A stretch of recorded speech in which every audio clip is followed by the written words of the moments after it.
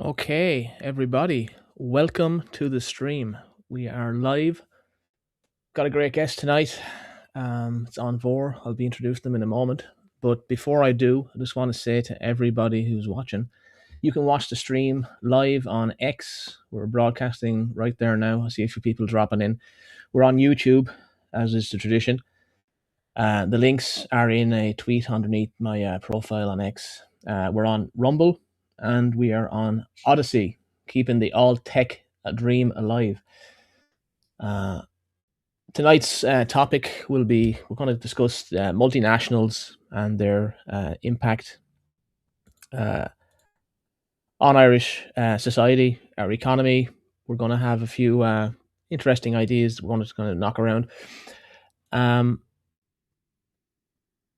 want to unmute my guest here.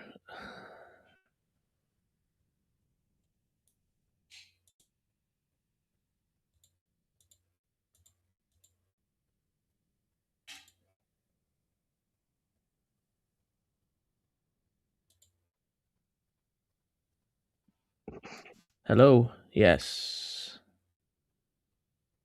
Hello, An Fómhar. Are you there? Can you hear me? Yeah.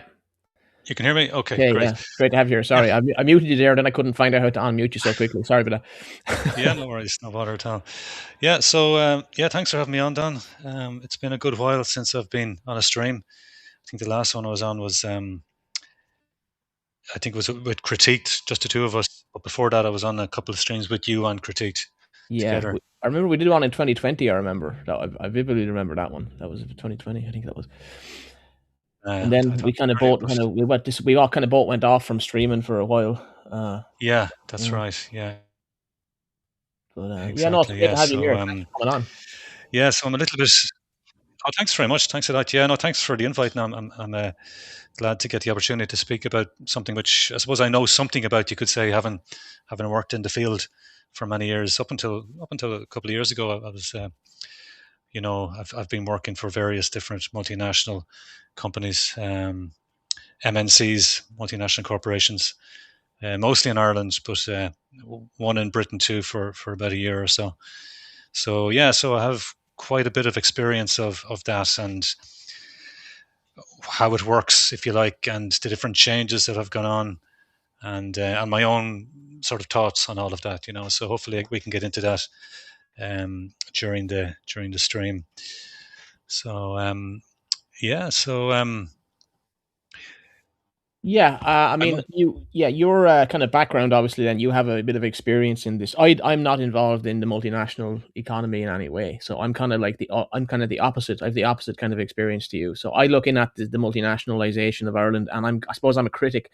I mean, I appreciate aspects of it too. I mean, it has economically revolutionized the country culturally and economically. yeah, It has created a lot of jobs. I mean, I think you said there before we came on, it was about 600,000 or more people work in the multinational sector or so. that's right. Exactly. Yeah, yeah, that's right. And as we go on in the stream, I'm going to refer to a particular podcast from David McWilliams from last August or so, where he gets into the whole topic of multinationals and just how influential they are on Irish society and have been over the last 2 or 3 decades. So yeah, we'll come to that as we go on through the stream. But there's some really good information in that particular podcast from Dave McWilliams. So yeah, well, I just briefly, just for anyone that doesn't know me or isn't familiar with me, just give a brief sort of 2 or 3 minutes as to how I Yeah. came into these spaces or so. Yeah, absolutely. Go for it. Yeah. Yeah. Yeah, yeah. So anyway, I'm on four. Yeah. So I've been involved in, I suppose, nationalist spaces, you could say, over the last 2017 or so. I would have started up more or less. What kind of got me into it, first of all, was the whole migrant crisis and you know sort of all the chaos that causes, not just in Ireland but across Europe as well. And I became very animated by that and realised that a lot of people were kind of sort of going with the flow and they sort of weren't speaking out. They were just sort of keeping the head down. And even though they could see this was kind of something quite destructive and negative, really, for a lot of Europeans and Irish people. And that sort of really got me. Yeah, I just could see that there was something about this that wasn't natural, it wasn't normal, and I knew I had to kind of get my voice out there, and so that's when the channel started off and started making YouTube videos regularly until, like you were saying, Don, until a few years ago when I kind of took a bit of a sabbatical and during COVID and all that, and but yeah, I'm sort of back doing a bit more again now, doing a few videos, but this is the first stream I've done now in 5 or 6 years, so I might be a little bit rusty. So you'd have to forgive me if I'm sometimes kind of I know you're doing stalling or you're doing very well. Actually, you're doing very well. I'm so far. actually rubbish. I'm actually rubbish at everything really. I just kind I of, wouldn't say that now. you're Oh, very good at the kind of the conversation and everything. There's no issues with you. Funny if the tech thanks is very much. always a problem when I bring people on it. There's always a crisis somewhere before we start. We had Yeah, it tonight. exactly. Yeah, that was But my mouse is actually working again now. yeah, It stopped working just for the stream. Now it's actually kicked back in. So fingers crossed it'll stay that way.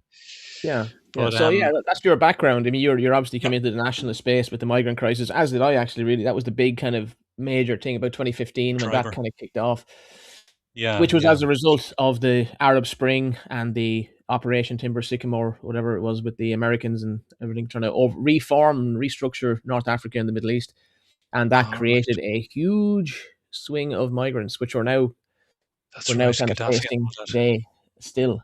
And Yeah, this is true. Exactly. Yeah, yeah. That was the kind of Pandora's box, wasn't it? Really, around that time, Gaddafi in Libya and Assad in Syria, and other conflicts as well that probably led into it too. But that was kind of when the floodgates really began to open from 2014, 15 onwards, like, and it's kind of been all downhill since then. You could say, demographically speaking.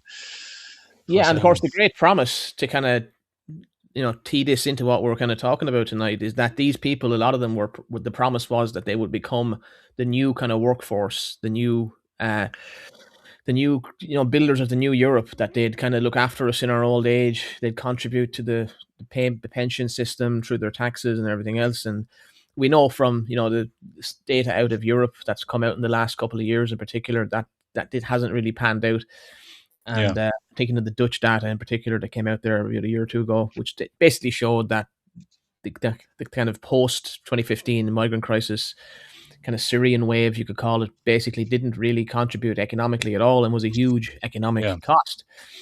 And that exactly. Yeah, kind of links us to kind of multinationals, because multinationals are are viewed as like this great savior, and in a way they are, of like the Irish economy, because they represent such a huge portion, the majority of the tax revenue. yep, and that's right. and you have a kind of a history, a work history of being in several multinationals in Yeah. Ireland and abroad. And tonight we're just going to kind of talk about kind of your experiences there, and kind of Mhm. uh, how you got on, and what you've observed, kind of as a kind of a patriotic type person, basically. Yeah, yeah, exactly. Yeah. So just with that, what I'll do is I'm just going to give a brief kind of synopsis of the different places I worked in. Some of them I'll mention, some of them I won't, and sort of when I started and up until about 2023 or so, kind of when I left the last one. Um, so basically, yeah, I worked in a lot of different jobs, different kind of jobs in the 90s. I came out of college in the 90s, and being honest about it now, the job situation, it was pretty tough. It was still tough, like early to mid 90s. There wasn't. I found the job market difficult now. Like I'm in STEM. STEM is my field, um, and I found it fairly tough going now. Um, Up until about the mid 90s, it began to change into the late 90s. That's when I began to notice. Okay, now we're seeing a lot of jobs coming on in terms of STEM. You had digital there in North Dublin. Um, you've I think I'm not sure if you had Microsoft that stage. You might have had. You had Apple in Cork. You had Gateway, a company which I actually began working with in the late 90s.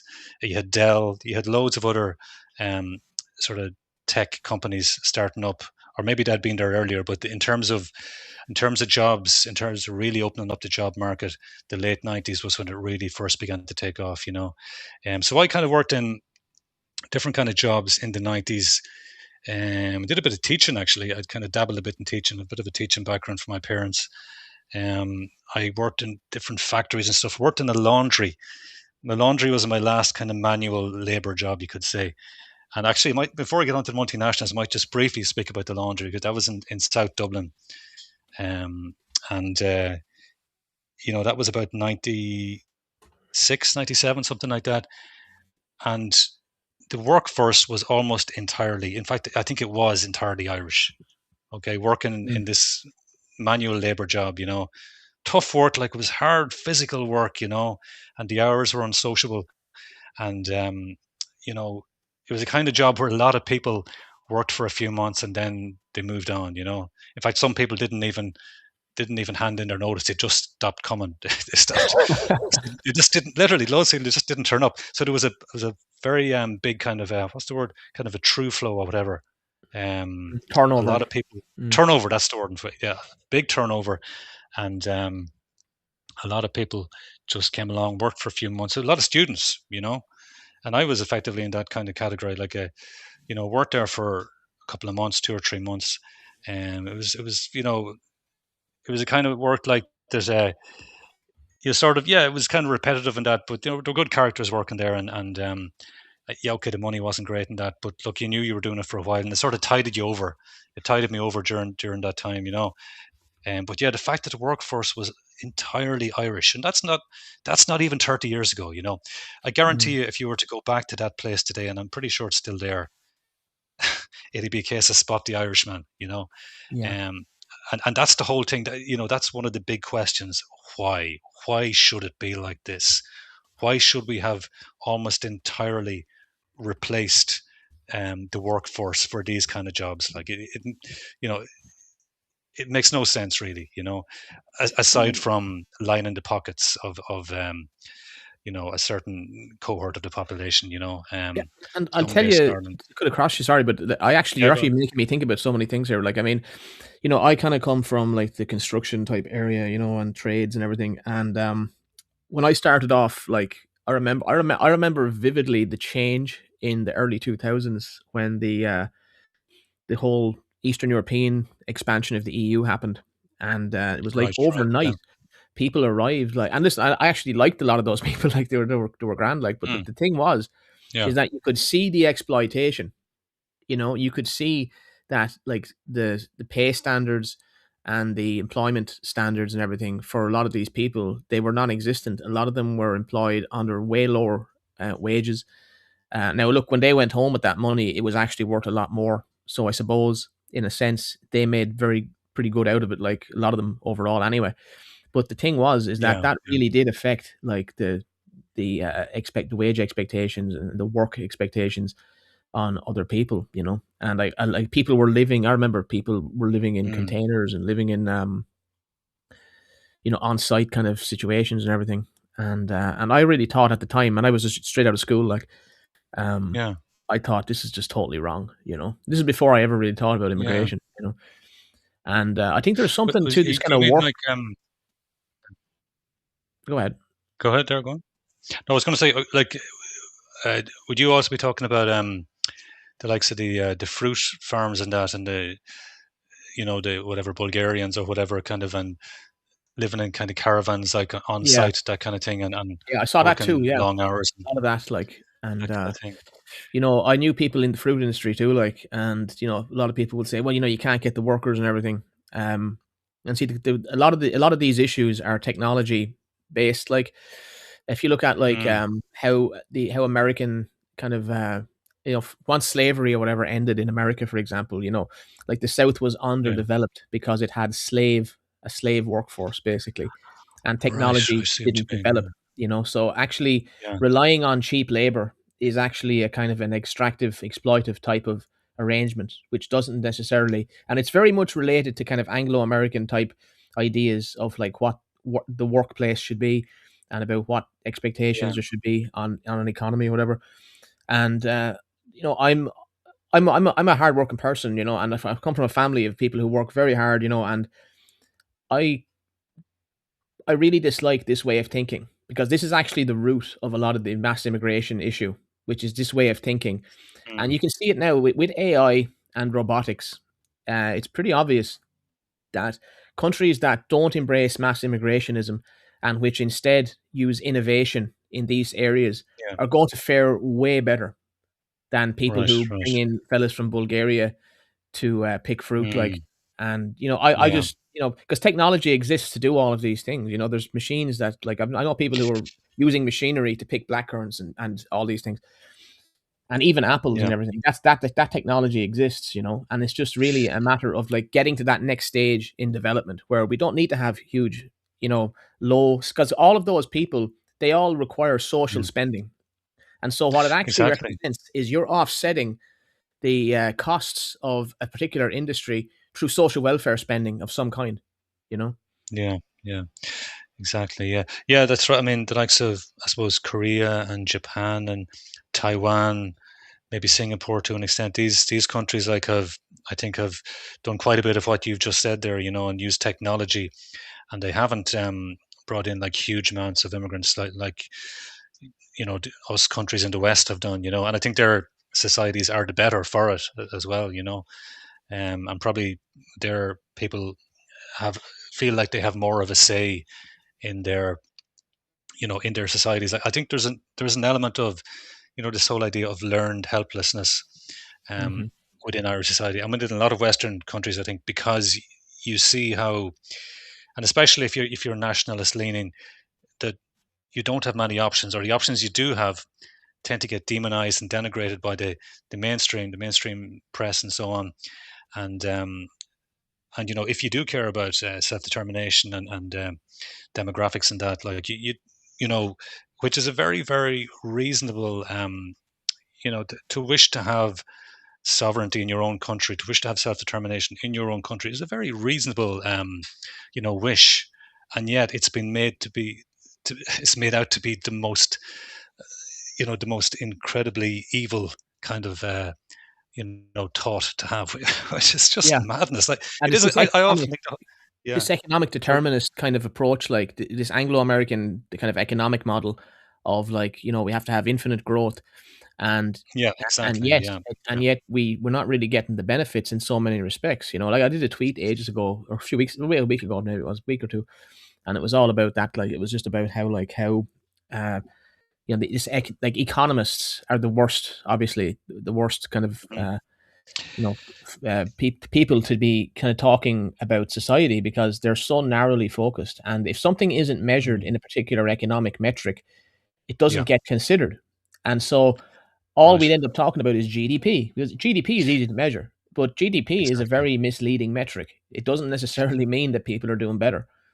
And this is yeah, all these yeah, kinds of questions, like, and it's like we've gone from a society which kind of was more, in my opinion, a lot more thoughtful in terms of the mhm, bigger picture and a more meaningful existence, like theological yeah, civilizations. But like you see that with the cult, I think that's going on with Iran now. Like the Americans are kind of going after saying the Iranians are religious fanatics and they're they deserve to be destroyed, like because they're backward kind of thinking, and that's the basic the message of it. Like these are backward people, we're modern, and mhm, we have economic growth and everything. But like that is such like they actually can't appreciate the consciousness of a theologically based society which has these yeah, traditional connect. Carol Murphy did a good tweet on it actually today. I saw explaining that right, basically like how um our kind of perception in the West is so just non-appreciative of like why these people feel like this about their country, and this yeah, idea that they're going to suddenly just kind of fall in love with American life or something because well we'll bomb the shit out of you and then we'll bring you democracy. And yeah, in the exactly. American mind, this kind of makes sense. Well, I mean, they're going to bring democracy and economic growth, and it'll be great. Um, I know. but that Yeah, isn't necessarily doesn't make people happy either. yeah, exactly. And it is a form of imperialism, isn't it? Really, Yeah. it's like sort of forcing democracy in inverted commas onto these societies, like you said, who are maybe more theologically based, and you know, the, and if you resist, well, I mean, good luck because when the U.S. gets it into their head that they want to that they want to liberalize your country for whatever reason, and there's various kind of agendas, I guess they have, but involving oil, perhaps, and other commodities and so on, and maybe central banking would be another one. But yeah, I mean, like you mentioned before, the likes of Syria and Libya, and even other sort of adventures in Africa. Was it Somalia or Yeah, they've been there that too. film Black Hawk Down? Was that film that was I based think that down was there? I think. Somalia. Yeah. Yeah, I mean, but there's been so many of these imperialistic wars by the US, and not And just the US, of think of course. think of the consequences. Not obviously there's a war where people die and everything, but the actual long term consequences are felt in our societies too. Because Yeah, America now has a huge Somalian population because that's America got right. involved in Yeah, Somalia in the early late 80s, early 90s, basically. And that's why this yeah, huge population in Minnesota, for example, which is like you've brought these people from to the coldest part of America yeah, basically and yeah. stuck them there. And people will complain about it, and they'll complain about Islamic I know. immigration or whatever. But think of the economic, machinery that makes all that possible. You know, like you move these people here. There's all these infrastructures put in Yeah, place. And, exactly. Yeah, and I mean, there's an element of like just I might come on to the next company that I worked for then, Gateway 2000, which they were known as initially in the late 90s. Like, it was the workforce there was a mixture of Irish. Well, it was mostly Irish, but there was a certain number of foreigners there too. But they were all Western European. They were all maybe French or Dutch or Swedish or German, um, some British as well. There might have been a few Spaniards and some Scandinavians, but that was it. Like, it was a combination of Irish and Western Europeans, and it didn't feel out of place, if you know what I mean. Like, it was, yeah, it was something new, but because the various kind of nationalities that were there were just across the water. And in Ireland, we were kind of, you would come across French tourists or Dutch or Germans here and there, and especially where I'm from sort of the Lakelands, and in those parts, like, you'd always have fishing tourists from and Netherlands or Germany or France or whatever, like, and so it wasn't such a strange thing to be working alongside people from Western Europe. I didn't find it in any way disconcerting or anything. They weren't so different from us. Um, but um, but yeah, but that was, I think, the late 90s was when you had that explosion in job opportunities in tech, in STEM, in telecoms, in I suppose pharmaceuticals as well, although I've never worked in pharmaceuticals.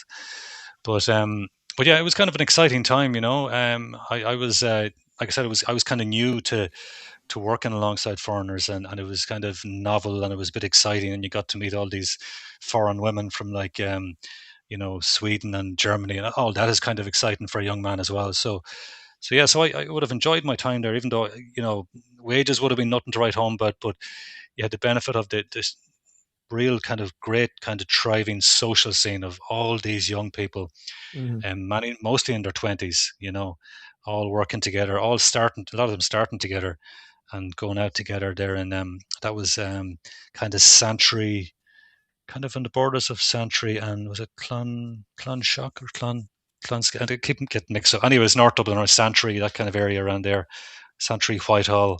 Um, but yeah, those are good times.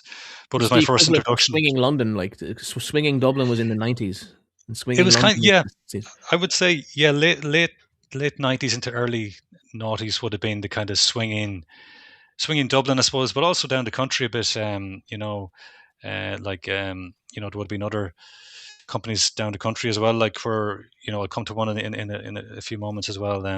Ericsson, that was another company that I worked for a little while, and they had a base in Athlone, and that was also a lot of young people working together. And this is the thing, with some of these companies. It's funny how certain companies like Gateway and Microsoft, who I worked for a little while as well, around that time, late 90s into about 2000 or so. Um, they had, again, it was Western Europeans and Irish, and that was the mix. And it did, like I said, it didn't feel particularly. I didn't have any issue with it. Like, it just, they were kind of a natural fit in a way. I sort of in my head I was thinking, well, if you're going to have people from other countries here, it kind of makes sense to have ones that are kind of pretty close to us, pretty near, culturally. They're sort of we're kind of fairly used to them anyway. Western Europeans, they're not so different from us. It's kind of novel. It's kind of it's something a bit fresh and exciting and all that. For a young person, to be working with these people from across the water. But I suppose there was also the beginnings of, we'll say, political correctness, and just the very start of what turned into sort of DEI, all those sort of Yeah, agendas. It when I was working in Microsoft back 99 2000, around that time, I did start to see the beginnings of that. It was just slowly creeping in, but it was very small. And actually, where it came from, interestingly, it was coming from the US branches. The US absolutely. Yeah, branches had already they were already in full swing with that stuff, and they were trying to influence the European and Irish branches to take it on and to run with it and to expand it. that is so So it was, interesting to me because when yeah, I like hold that thought, but basically I remember reading about a lot of this stuff and about how DEI and everything got kind of started, and it actually does come out of American corporate culture. It's unappreciated, I believe. People will often bring yeah, up like, okay, you have it used to what we can now call woke. We used to be called political correctness, basically. I think yeah, woke is kind of a that's right. redundant term personally, but anyway, you have political correctness, and then in the 70s, you had American boardrooms were absolutely cutting edge. This is where this stuff was really being put in. And a lot of it comes out of there was actual consultancies that specialized in this in the 60s and 70s. And a lot of it came out of the Great Society in America with Lyndon Johnson and everything. And the whole like Right. we're going to integrate all of the different because they had the great migration up from the south to the north and everything. And Yeah. you had blacks coming into contact with people in the north in a much larger way at the time in the 60s and 70s, and there was riots, race riots, and everything. And the boardroom became this site of transformation. And a lot of these corporations, they really, really took to this. And Yeah. so it was people like Kurt Lewin and the people who followed him. Yeah. He came from Germany initially, and then he kind of had a group of people around him. They created this training company, basically, which I think still exists. I can't remember. It's been ages since I looked it up, but I think this actually exists. But that is the earliest kind of DEI type of that I'm aware of kind of policy, and it was very Yeah. very widely picked up by corporations. So corporations are actually, when you think about it, you spend most of your life working in some kind of company. If you work in a multinational or something, you will spend most of your week is spent 40 hours at least minimum, you know, in that kind Yeah. of environment, and you're picking up that Exactly. culture. And the amount of people I know who have experiences like that with partners or whatever who kind of pick up certain attitudes purely based on the fact that they work in like an American company and Yeah. Yeah. DEI and sustainable development and all this anti-racism training, sensitivity training, all of this stuff, Yeah. Exactly. Yeah. Like that's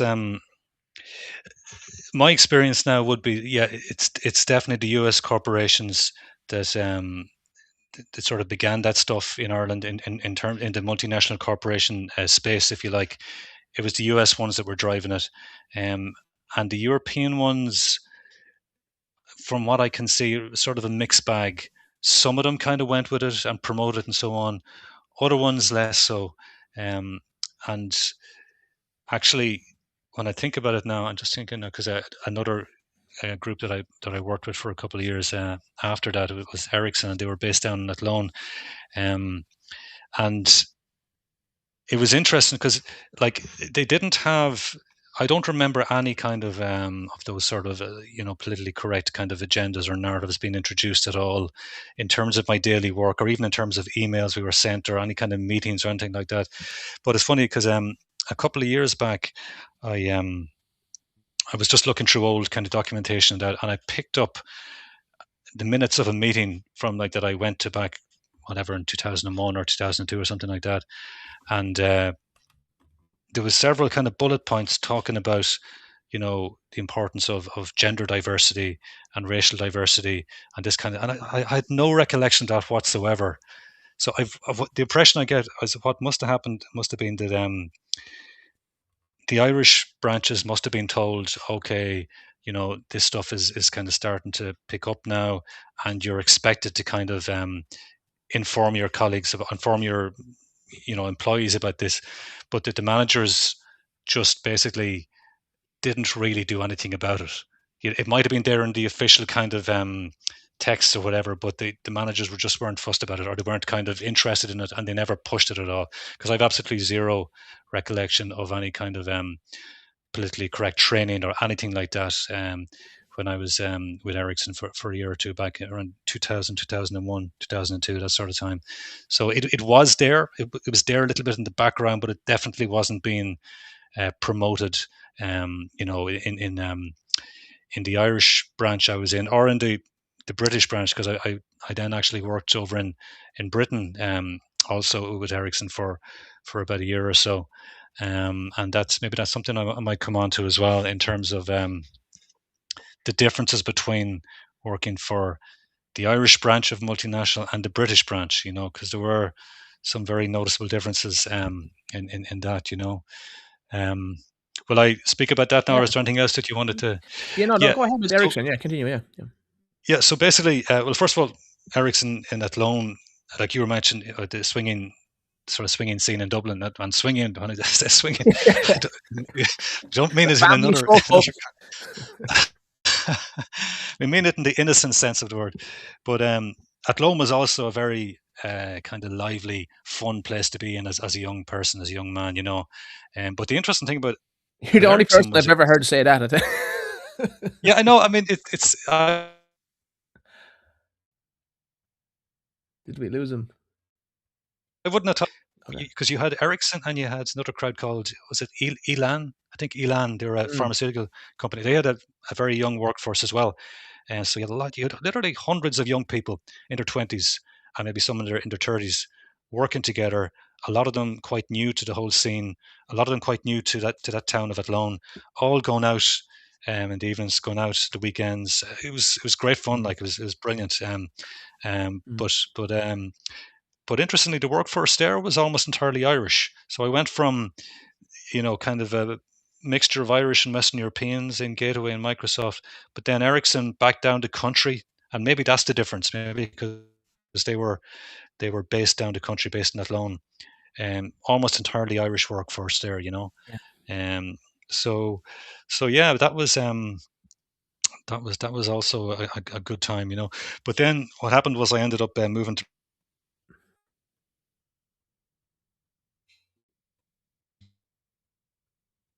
Um, hang Britain on. You got a little bit roboting there. Hold on a second now. Can you just repeat what for you said? about a year or so, as homogenous, very homogenous. You know. Oh, okay. Hello. Hello, yeah. Can people hear me on the stream? Yeah, I can hear you now. If you're there, can you hear me? I can hear Hello. you as well, Don. I'll Okay. try speaking a little bit louder. Okay, maybe that's. I'll try speaking closer to the microphone as well, in case that's affecting it. But yeah, basically, living in London and commuting Guildford, which apparently is per head of population is the most or it used to be the most prosperous town, the wealthiest town in all of Britain, or at least it was back then. So yeah, so that was an interesting time as well. But what I noticed was the workforce were significantly older, while the workforce in Ireland were mostly in their 20s, some in their 30s, and really very few beyond that, very few even in their 40s. Like, while the workforce in Britain were mostly in their 40s, some in their 30s, and quite a few in their 50s as well. So it was a real difference in terms of the age, the age cohort, in the British operation compared to the Irish operation. Can you still hear me there, Don? Yeah, absolutely. Yeah, you're there. Yeah. Yeah. Oh, yes. Okay. So that was the first thing. I was like, "Jeez, that's kind of mad." And then it struck me like it took me a little while to figure out. Then, oh God, it's because Ireland had at that stage still a very high or relatively high birth rate, you could say, or we still had a lot of young people, um, you know, at that time in the late 90s into the early 2000s. we still had the legacy of high birth rates. Okay, it was starting to go down, but we still had, you know, there was a huge amount of people in their 20s and 30s in Ireland. Back in Yeah. those days, late 90s, early noughties, so many. So therefore, whenever these companies set up in Ireland, they had their pick. They had so many young people to choose from. Well, it just struck me in Britain, they didn't have quite the same, in terms of I'm not quite sure exactly. Maybe they didn't have the same focus on STEM or in terms of universities or whatever. I'm not entirely sure, but yeah, it was a marked difference, the age range in that the British branch compared to the Irish branch. Um, but also, I would have noticed as well, even though it was Britain, it was also a very homogenous workforce. Like I remember one Indian guy, I remember one South African guy, a couple of Irish, um, and then everyone else was from mainland Britain. Like literally, everyone else. It was like simply diversity simply wasn't a thing there. And this isn't that long. It's only like 25 years ago, roughly. You know, so it just kind of brings home to you just how new all this stuff is. Yeah, and it's not just Um, in Ireland, it's in Britain too. I mean, they've had, like, obviously they got it a bit earlier, but still they had, yeah, a very homogeneous country even quite recently. Like, I mean, yeah, even the difference between 20 years ago, I mean, that period you're speaking about, the early noughties, um, there's no comparison to now, you know? Um, yeah, yeah, absolutely. Yeah, no, it was a different time. It really was like. Um, But but yeah, so that was. I mean, it was kind of a wake up call as well because like you were sort of expected. While in Ireland, your hand was sort of held a little bit. I specifically remember that you got a lot of training. You were kind of working, you were kind of getting trained up, and you were working alongside your peers. You were sort of learning together with people of similar age. But I remember the British operation was much more professional. People were more. They were more knowledgeable. They had more experience, Mm. obviously, because they were older, but they were just more professional. There was kind of less messing around. There was, you know what I mean? There was less kind of going out in the tear, that sort of thing. I suppose, they were grown up people, like, they were older. You know what I mean? So they settled down a bit in that. But I just remember thinking, geez, I've really kind of got to knuckle down there. I've really got to know my stuff because, it's not going to be, this is not, And was it's there not any going to be handed fear to you in a of, plate. like, kind of nowadays I hear a lot of people talk about HR departments, and the HR people will be on your back, and it's very Mhm. hard to get a foot in the door apparently in a lot of these corporations if you don't have the right kind of Yeah, demographic CV. Let's put it that way. If you haven't got the right exactly. Yeah. ethnic Well, I tell you, or sexual kind of background, like. I'm not sure if that was a thing so much back then. Maybe it was just starting up. And it could well have been because I remember about a year later, I actually lost my job there. They began downsizing Ericsson, and they got rid of about maybe 20-30% of the workforce. And I wasn't long there, so I guess I was one of the low hanging fruit in a sense. So I kind of ended up losing my job, and applying for jobs after that in the London area, the Greater London area, and it was a completely different ball game. It was, I suppose, first of all, there was so much competition because you're dealing with such a massive population over there in Britain. While in Ireland, we still only had maybe 4.5 million, 5 million at that point in time. There was only so many employees. Like we didn't have all the Eastern European immigration. We didn't have, like, yeah, we literally just had Western European immigration. That was it. So like in terms of competition for jobs,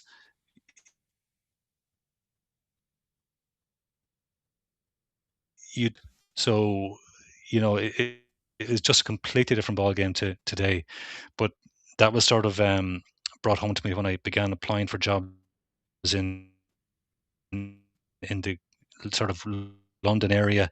It was even just to get an interview. And I had a reasonable amount of experience, but even just to get a rejection letter, a PFO letter, as they call it, you barely even got a rejection letter, and I think I got one or two interviews. But once they found out I didn't have a driving license, it was knocked on the head. I didn't even get to the interview stage. So that was another sort of, that was one of the I suppose, moments when I first began to realize the implications of a massive population in terms of competition for jobs, in terms of pressure on services, on public services, in terms of pressure on infrastructure, on trains and buses and so on. Like I couldn't get over just how congested London was. I Yeah. like that was a real shock to me. I thought, how are there so many people in this? So I remember thinking there's way too many people in this city. This is crazy. It's just ridiculous because Dublin was whatever, a million people or something like that, but it never felt that congested. But London was another kettle of fish altogether. Even back then, 20, 25 years ago, it already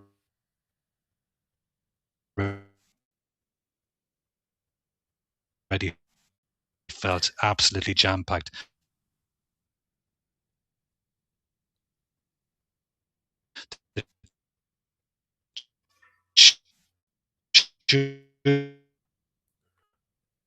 Um, Hold on there a second, Anvor. Your audio is gone out again. Um, Hang on a second. okay, I wonder. Yeah, no, I think. Have you got anything downloading on your phone or anything? Are you sure there's no apps running? Um, there's no one else using that as a hotspot or anything in case there's Oh, like any. I'll close down some of the other. Yeah, no. Um, Actually, you're back now. I can hear you, but just in case there's some app or something drawing like data down, it could be interfering with your microphone there. I'd say. right. Okay. Okay. Yeah, I'm sort of closing down other apps at the moment now in case there's anything interfering. I'll Yeah, that's try much to. better. Yeah. Okay, maybe that was it. Yeah. But anyway, yeah. So that was that. Yeah. So Yeah, the London yeah, experience. work Yeah, very very London congested, experience. very packed, And I very tell you hard what, to get employment and everything. exactly. And just one last thing in that, I won't spend too much longer on this, but um, I went from working in Athlone, right?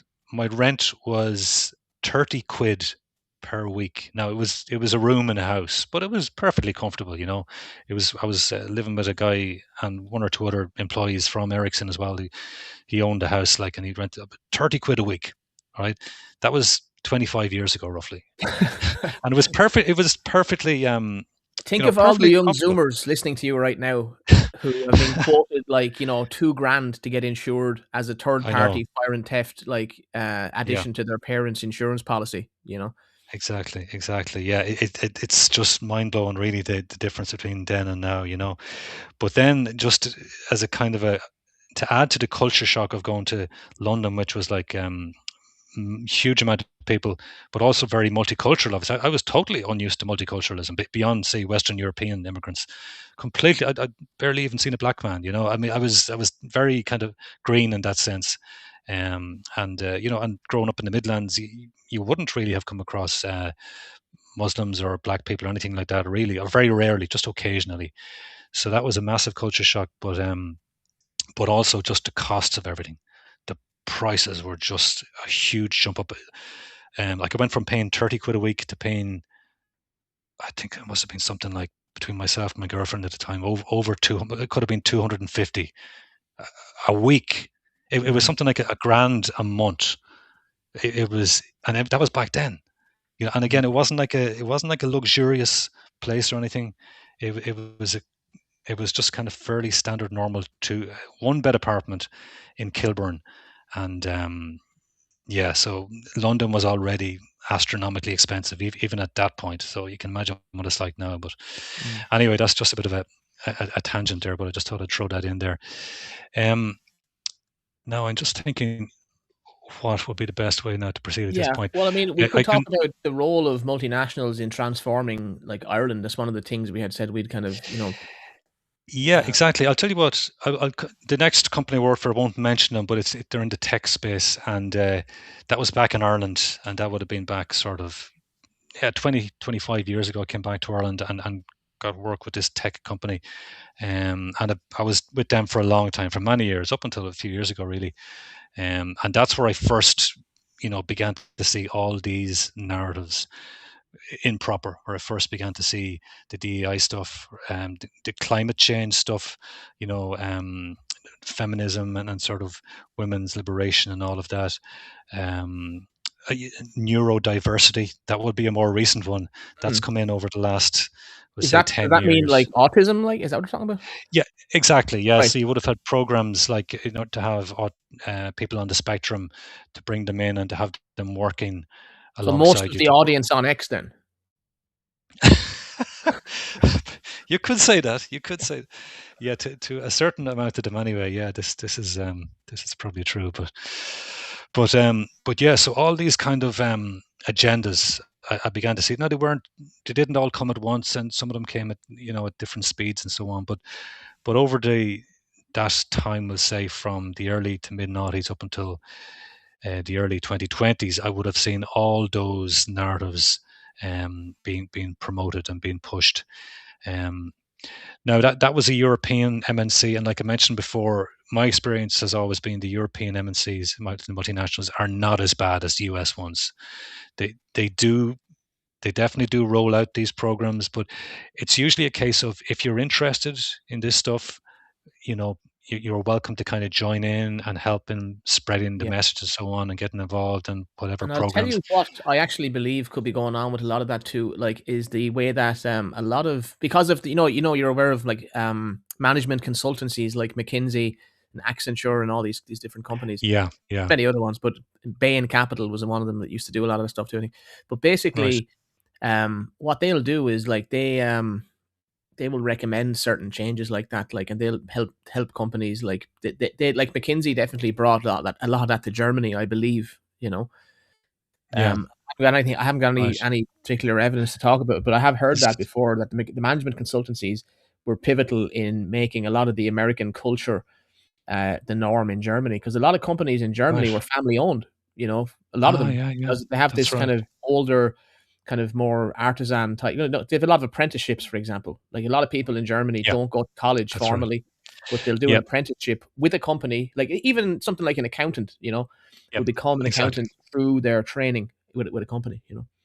That's very common over there. Yeah, Germany, Switzerland, Austria. The apprentice scheme is it's it's very respected.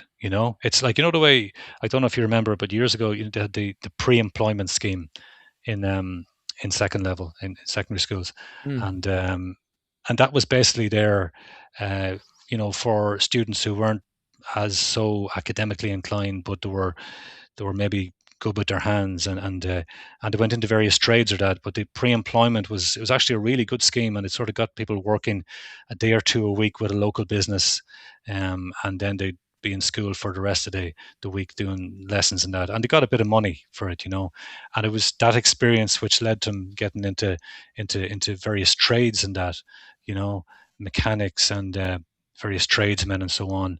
And for women, like, there was secretarial, and there was, for hairdressers and so on. And it got a lot of people who are maybe not particularly well suited to school, will say it got them their start in life, got their foot in the door in terms of working, and it was actually a really good scheme, I think, but unfortunately, it got knocked on the head back in sometime in the 90s, I think.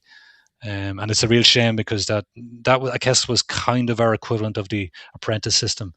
um, I think I think they were bringing something in recent years, or talking about it. I'm not sure.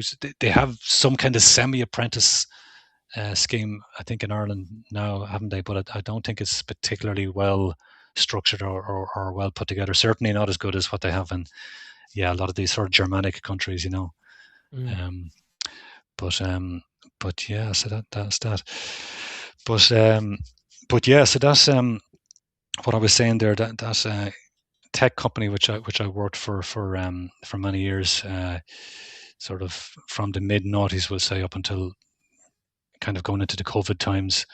That kind of introduced me to all those various narratives I mentioned before. But another aspect that I really began to notice then in that company was the changing demographics. And I saw it all because I was there at the start of the expansion of the EU, when all the Eastern European countries came in.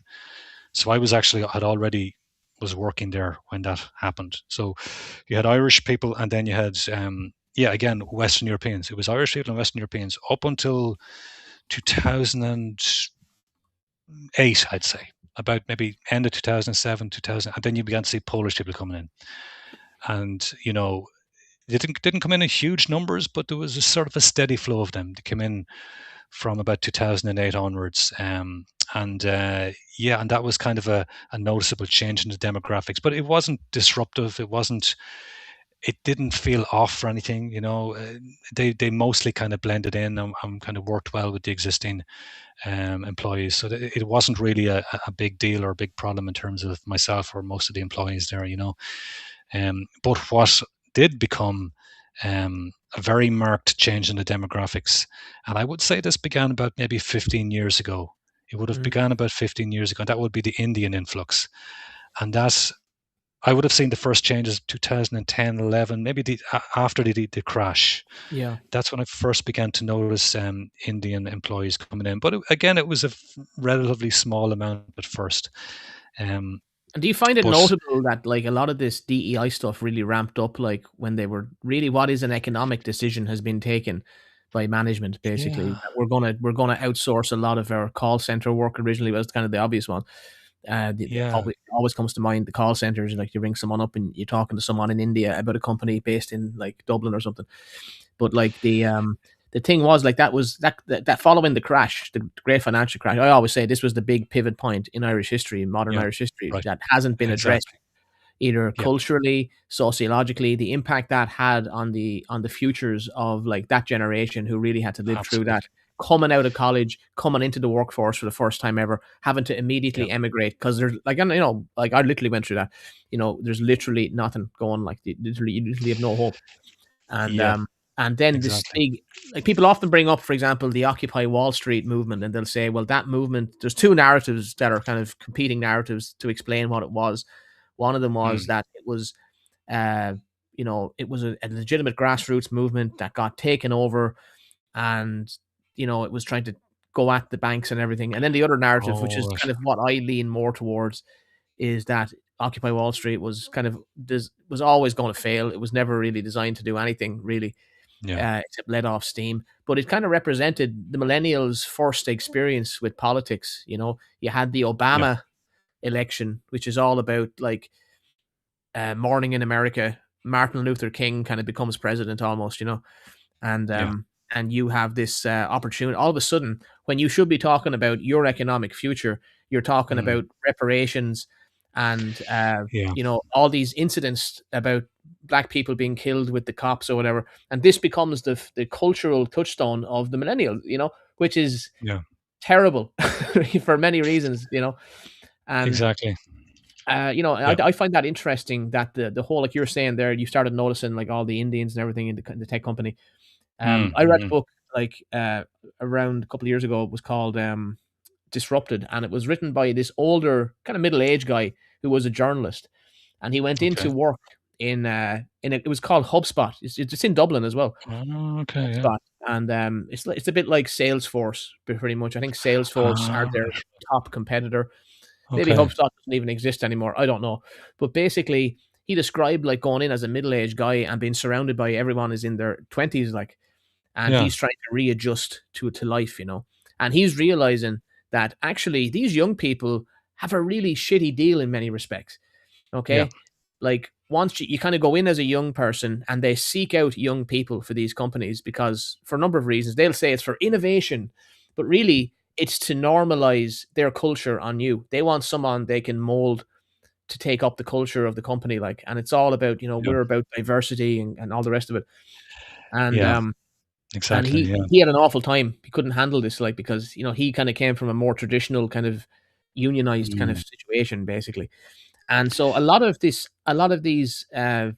new work environment post crash was like getting young people into tech companies, taking away the kind of traditional rewards and saying, well, you can have free candy, and if you're one of our top diverse, kind of paragons, you'll mm, rise in the company because of your part of the culture. But if you don't take yeah, up this, if you become problematic, then you won't get raises, you won't get promotion, etc. Like, so, the yeah, kind of crash, kind of, which should have been this economic thing that was addressed by millennials, yeah, the whole trajectory of the generation got taken up with culture war, Right, um, right. Yeah. 1960s kind of boomerisms about civil rights and black unemployment or Yeah. whatever it is, and that's I think that's what you're kind of seeing there when you're kind of coming into that company in the 2000s. You're seeing the Indians come in, and yeah, and you're also getting the DEI.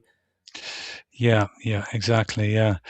Um, but but yeah, no, exactly. No, I think you're right. It was a bit of a reaction to Obama getting elected in the States, and kind of sort of changing the focus a little bit and moving it away from what Occupy Wall Street were doing, and where the left, like who were making some good points, up until that time, you could say, and then it all went Pete Tong after that, in terms of their focus, like when they went away from economic concerns, and they moved on to everything to do with diversity and inclusivity, and um, you know, I guess climate change also became a big thing around then as well, and so on. But yeah, I didn't find it too in your face when I was working with that company, but it was certainly there. And if you wanted to get involved with it, there was any amount of opportunities to do so. But you were kind of able to kind of carry on for the most part what you were doing without being interrupted too much by this stuff, or like it wasn't. You could sort of avoid it. Put it that way. You could kind of avoid it to a large extent, and you weren't going to get sort of sacked, for not embracing it. It was nothing like that, Um, but but yeah, the demographic side of it did become quite an eye opener from, I would say, the yeah, 2011 onwards. I would say, just to give you an example, I was living in, for a while. I lived in City West on the edge of Dublin there for a while, and I remember, um, I was just moving into that place, and the landlord said to me at the time, he said, "Do you know you're the first?" Well, I'm not sure if he said normal. He said, "I think he said you're the first Irish person that's actually applied, or just who's actually wants this place." Like I said, I've had about 90 people looking for this place in the last 24 hours. About 80 of them were Indian or South Asian, and there was a few other random Africans, maybe one or two Eastern Europeans. You're the What only year is Irish this guy. again, roughly? This is What year is this? 2014. 2014. 2014. So you're only talking 12 years ago. And even Mm-hmm. at that stage, like, there was a huge amount of South Asians looking for accommodation, in that area. And there's loads of tech companies all around there. There's any amount of STEM companies within, we'll say, a mile or two of City West there. So that was a kind of a place that you could live in, like, if you were working within reach of that area. But yeah, that was a real eye opener for me. Like, so it wasn't just in terms of the companies employing these people. There was just an awful lot of them looking for housing and accommodation as well. So you had this extra pressure on the housing, the housing sort of framework, or the housing side of things, as well as having this extra cohort of people and coming into the STEM sector, and other sectors as well. But kind of, it's funny, the little things you remember. I remember one particular guy, and this guy wasn't in any way red pilled or anything. He was just a normal guy, and just having coffee with him, back about 10 years ago in that company. And he just mentioned to me offhand, he said, Jesus, every time anyone leaves this company, they get replaced by two Indians. One Irish person leaves and two Indians come in to replace him. I just thought it was so funny, like, and this guy wasn't in any way, he wasn't a nationalist, or he wasn't talking about immigration Of generally, but it was course. just his Just a observations. normal person observing Yep, reality. exactly, yeah.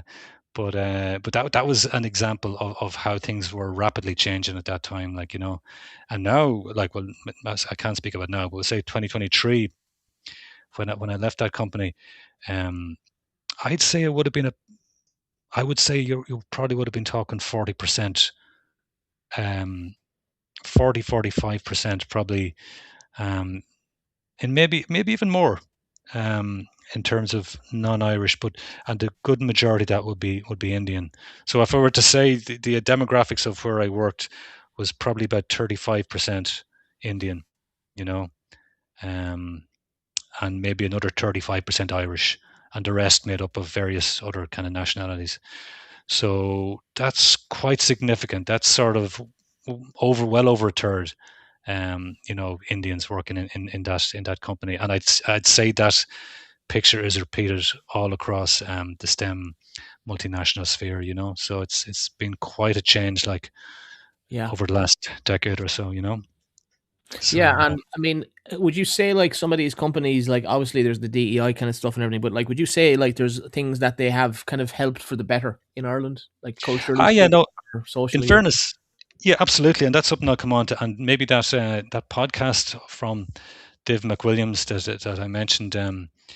It's what's the name? But there Yeah, is it in. I have it here. Yeah, it's called um, "Ireland is a Hostage to Fortune." I think I can share this. Hang on a second. Yeah, Ireland is a hostage to fortune. That's it. Yeah, yeah. So it's podcast from Dave McWilliams from August of last year, and it's really, really good in terms of, like you were saying there, Don. Like it highlights both the good and the bad in Mm, terms of multinationals, but just how pivotal these companies are, how important they are and have been for Ireland over the last couple of decades. And just to quote a couple of stats from that stream. He mentioned that 88% of corporation tax comes from foreign multinational corporations in Ireland in 2025. 88% mm. of all corporation tax comes from foreign multinationals. Okay, so I presume the rest will be Irish, I'd imagine. Um,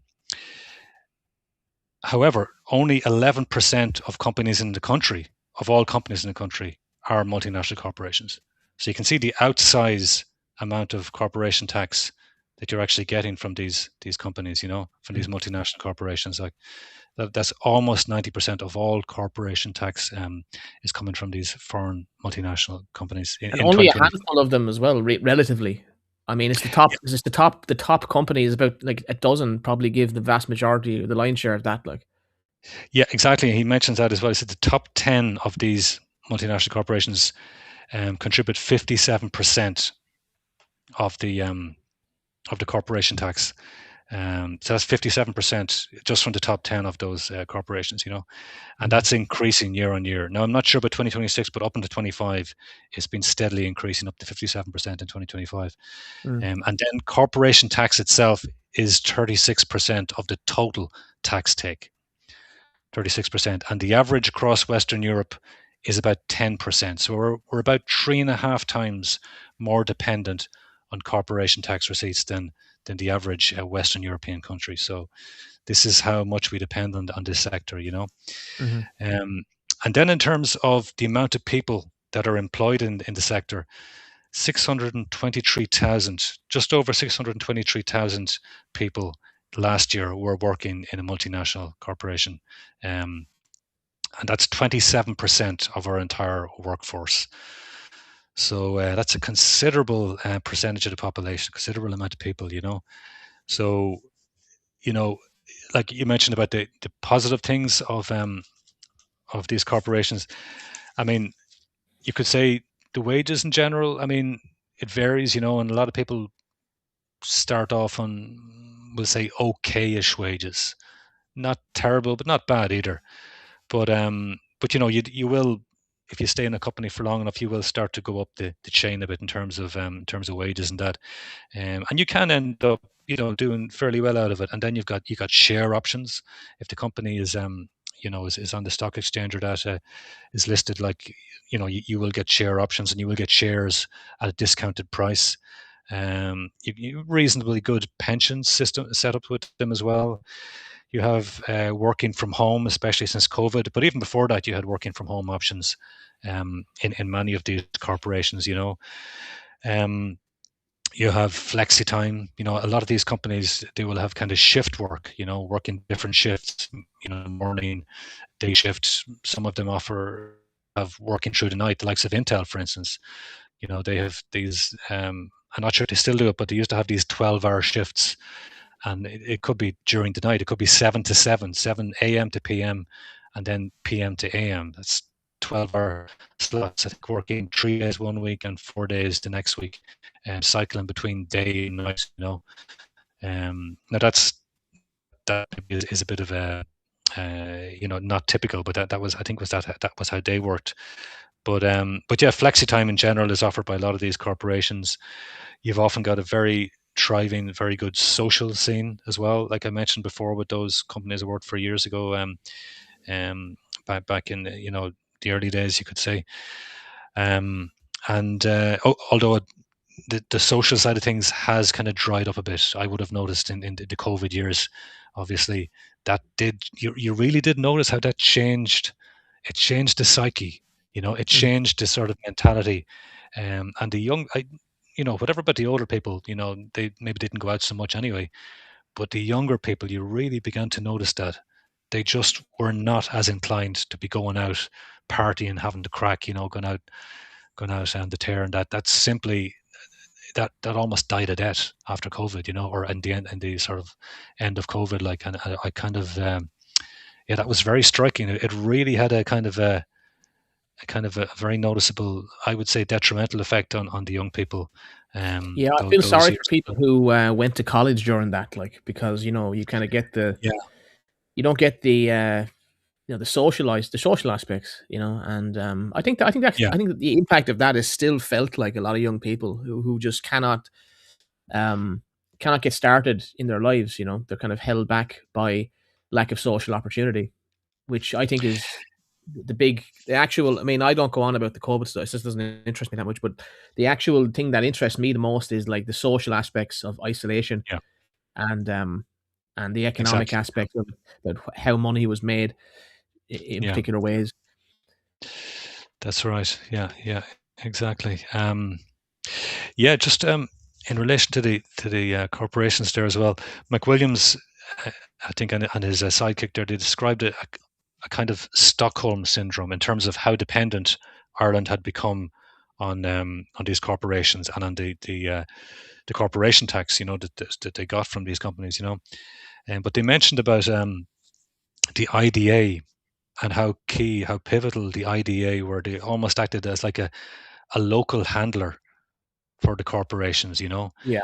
And I remember a guy, an Irish guy I used to work with actually in that last tech company, and I have to say he was one of the smartest people I'd say I've ever worked with. Incredibly smart guy, Dublin guy. Um, but he was a little bit on the woke side of the fence, you could say, in that, and he couldn't heap enough praise on the IDA. He thought the IDA like were the institution that had absolutely transformed Ireland for the better in every way. Like he couldn't see anything bad about how how the corporations have kind of shaped Ireland, not just for the good but also for the bad in certain respects. As we've touched on there. But you couldn't say anything negative about the IDA and their role in this. Um, the same guy actually. I remember we were speaking about. And with these workplace conversations, you kind of have to be careful what you're saying, because you're aware you're kind of working with different nationalities. You could have bosses from different lines of business, different teams sitting I around you in mean, the the canteen or whatever. corporation is like a smaller encapsulation of how the multicultural society is like.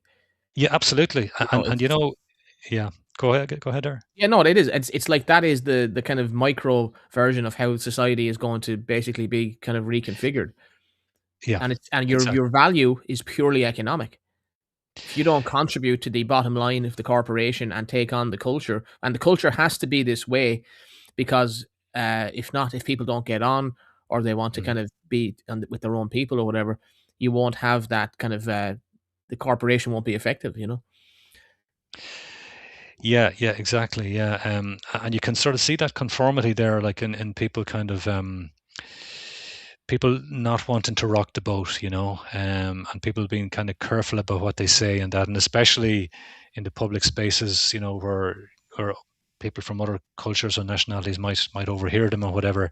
But even the thing is, even if there weren't people from other cultures there, I think the level of conformity is such that most employees just they sort of know that if they're going to speak about immigration, only do so that it's a positive thing. The diversity is great.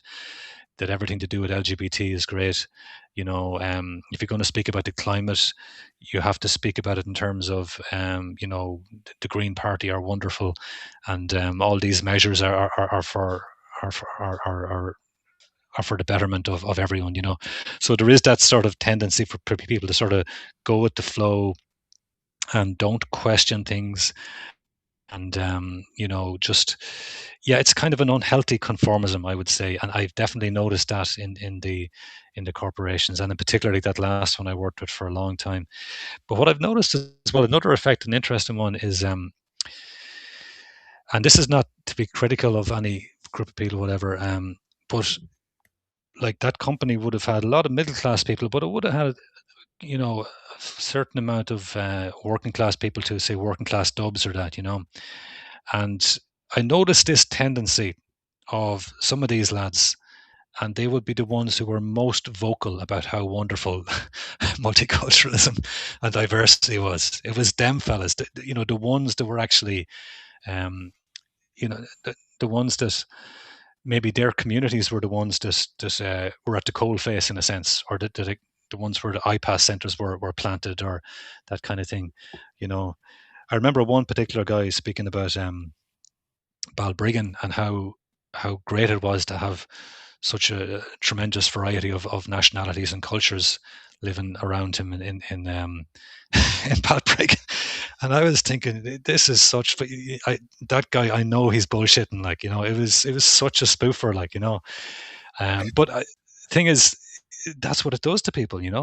But I found it particularly with some of these working class fellas. They would overcompensate.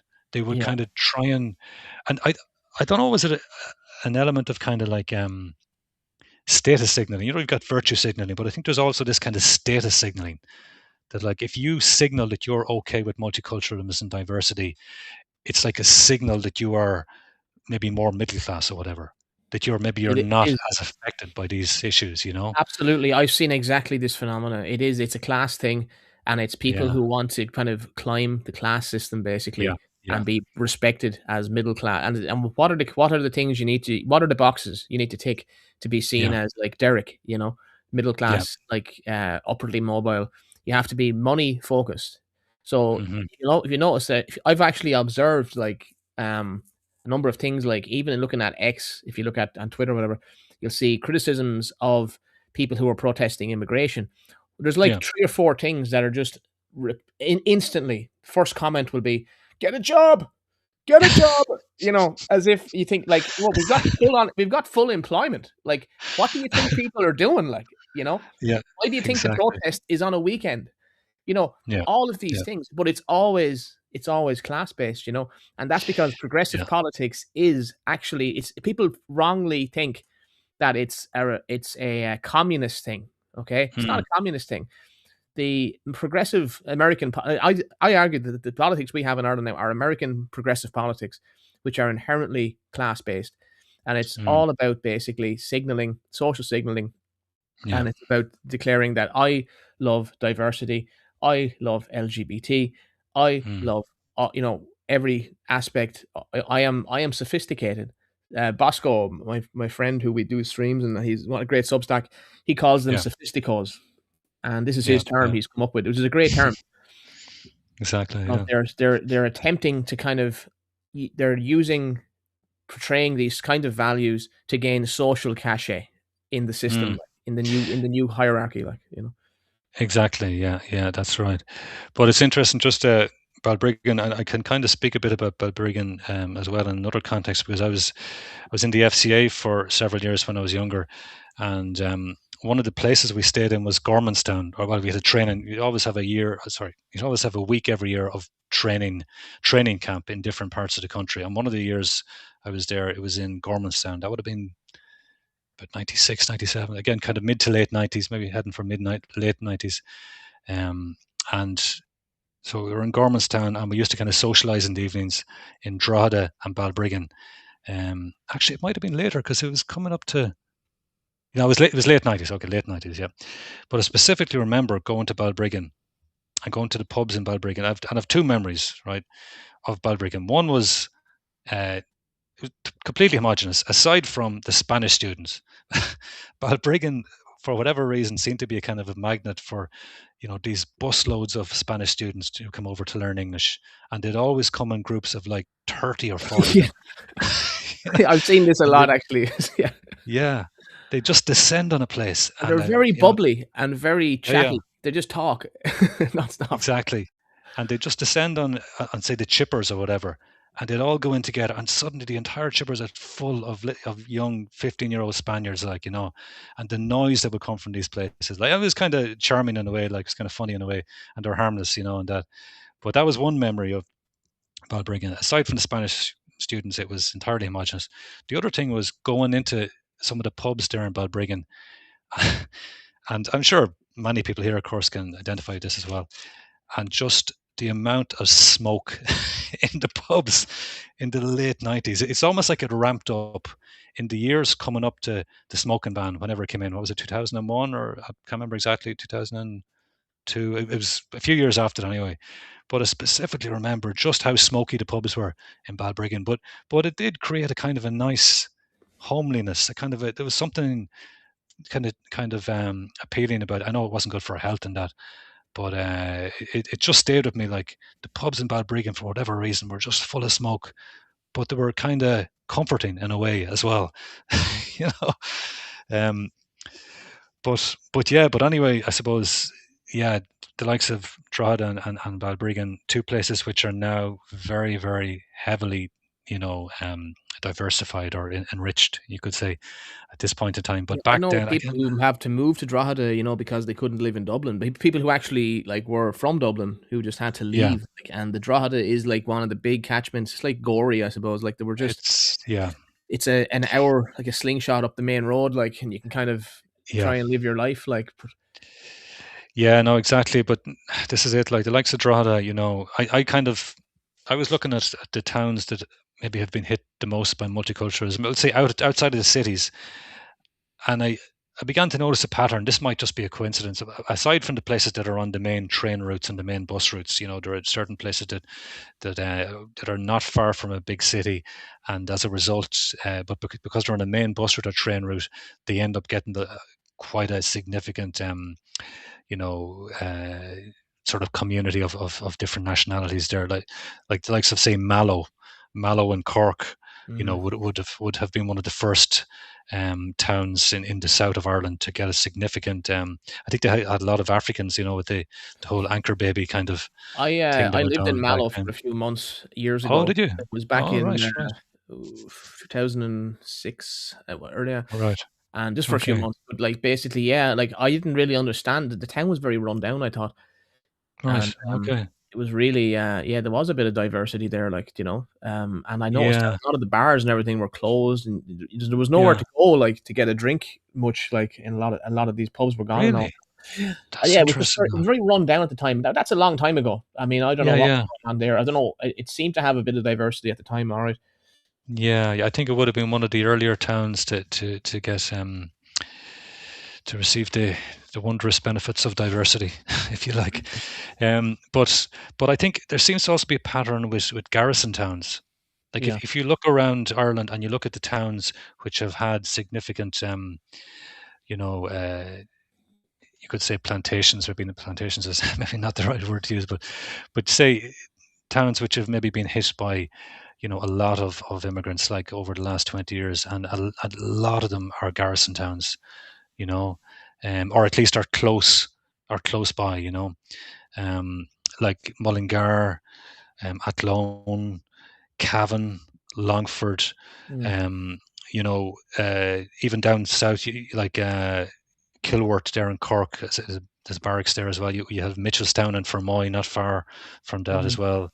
Um, but the same kind of pattern as you go west as well. Like uh, there seems to be a pattern there with towns which are either have an army barracks or are close to an army barracks, and even you have some towns where the army barracks has been turned into like an IPAS center. Like there's that kind of thing going on as well. Like so, yeah. I mean, I know I'm getting off the topic a little bit of the corporations and that, but it is just an interesting one to, because you could say, and very definitely the multinationals have been instrumental in terms of lobbying for having the loosening of the borders.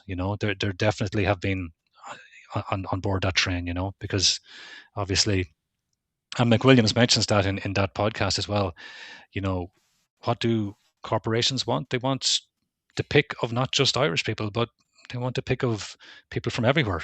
They want it benefits them to have as elastic or as open of borders as possible. Like so, Yeah, and there's they there's actually a yeah very kind of big kind of there's like a duality to this because on the one hand, the multinational kind of economy is all about basically no trade unions, no kind yeah of protections. You're kind of a lot of people, for example, they seem to work that I've met anyway. They seem to work as contractors in many cases for a right company like Apple. Like they'll be actually all of their work will be done for Apple.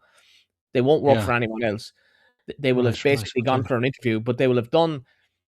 They actually structure themselves as a contractor, and then that way they basically Apple are not beholden to provide certain things for them, so they all have to do that independently as a contractor, And it's a similar thing right in the construction industry. That's as well. That's become very normal now, where people just set up as contractors. They don't work directly for a company so much as that they'll often just work as contractors and then take care of their own tax and take care of their own insurances and pensions and all the rest of it like that as much as they can, yeah. and I would have seen that as well. Yeah, that's and right. that I is know exactly. contrasted with the state sector, which remains great pensions, great entitlements. This is why I'm always railing against the publics and the civil service and the quangos and everything because the country economically is relying on this very capitalistic form of economics, and yet Yeah certain people are being insulated from the reality of that. They don't have to do the same kind of performance. They don't have to be. They get sick days. Like if you still look, I know people who work in the public service, and quite frankly, they can take a sick day every month on top of their holiday that they can take, however many days they get, every month or whatever. And they yeah. actually just take the day as if it's a holiday on principle. It's like, well, I'm entitled to that day. You know what I mean? Oh, And I see. Right, like right. I've known lots of people that do that kind of thing. And not that I necessarily, I think that's a cultural, like I wouldn't do that, But Yeah, then again, in the private sector, you can't do that. You just can't be taking days off because I just wanted to. yeah, Hey, look, I've worked up a sick day. I mean, private industry is on such tight margins, and yet you have this kind of total disconnect from between private versus kind of public, and the public yeah, sector just bloats in terms of expenditure. It's doubled in expenditure over 11 years. It doesn't have the same performance demands. AI and automation should make the civil service practically non-existent, in my opinion, in terms of yeah, managerial roles, and yet it won't. We know it won't, and yet these transformative technologies have such an impact on the rest of society.